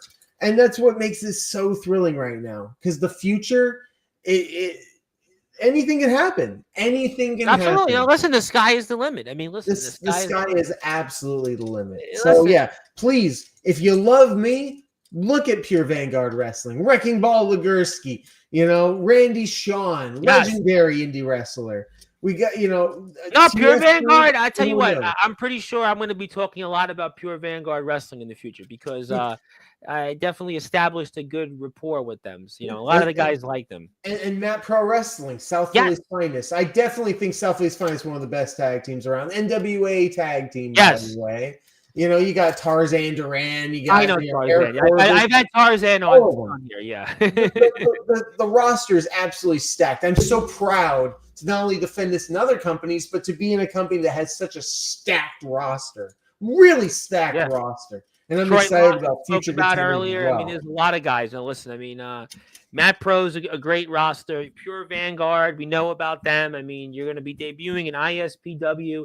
TF Crew, I mean, goes without saying. I mean, I've had on so many I've pretty much had on the whole roster now, except, Christopher Black, really. So, I mean, and Doc Holliday, because, Doc is Doc, Doc's he's probably watching from somewhere. Doc is Doc. I mean, I'll say it. Maybe that's why we can't do a podcast with you, because it'd be pitch black in this attic. Well, Castor said Doc would be, okay. Castor said here last week Doc would be grumpy. Oh, he would be grumpy for sure. He'd be grumpy for sure. I love Doc. I love grumpy Doc. It's okay. I talked to him off the air. I've talked to him on Instagram. I mean, he might talk to you in full war paint. that might happen. We don't know. Doc Holliday's so unpredictable. That's what makes him phenomenal. I think people would want to I mean? see it, but listen, whatever it is, Doc's here in spirit, and it's all about supporting everybody. And Rad Dad is definitely going. I'll tie it up this way: if you see something Rad Dad related, definitely check out that entire company because the Rad Dad's all about quality now. I always support. Absolutely. TF and Crew. That's why I support you, Tom. The number one wrestling podcast. I came to you because I wanted to be here tonight to advertise these companies. And you know what? The companies I work for have already posted, have already reshared because they think you're quality too. Quality. I know. And I do say that. Yes, all the companies you work for do support me, and I do appreciate that. And most of your peers do. So that's why I say we're very fortunate. But quality recognizes quality, and your Rad Dad approved to me, Reverend. The dentist the dentist approved the quality of my mouth and my dollar bills. But all right. At some point, we'll share a soda together, okay? We will. I would like that, and I hope to see you in person. But, ladies and gentlemen, that is Rad Dad Radley Belmont. He is certainly going to be in action very, very, very soon in places like Matt Pro Wrestling this Friday, an encore against 30 Sal in the main events for his Matt Pro Wrestling Grand Championship. You'll see him debut here coming up this next Saturday at ISPW, and next Sunday in Bristol, Connecticut. He'll be there in the main event, Day of Atonement, against the one and only Angel Santiago for that TF Crew YouTube Championship. You'll also see him in action for Pure Vanguard Wrestling, Nowhere to Run. October 11th, it will be the Stepdads and the Pure Vanguard Wrestling World Champion Randy Shawn against the Empire. We'll have more coverage for that soon. And my friend, thank you as always. Congratulations on all the success. I will give you this stuff that we showed on the screen to you when we're off the air. And I'll see you, I'm sure, soon. And can't wait to watch these matches and talk about them. And thank you as always. Thank you, buddy.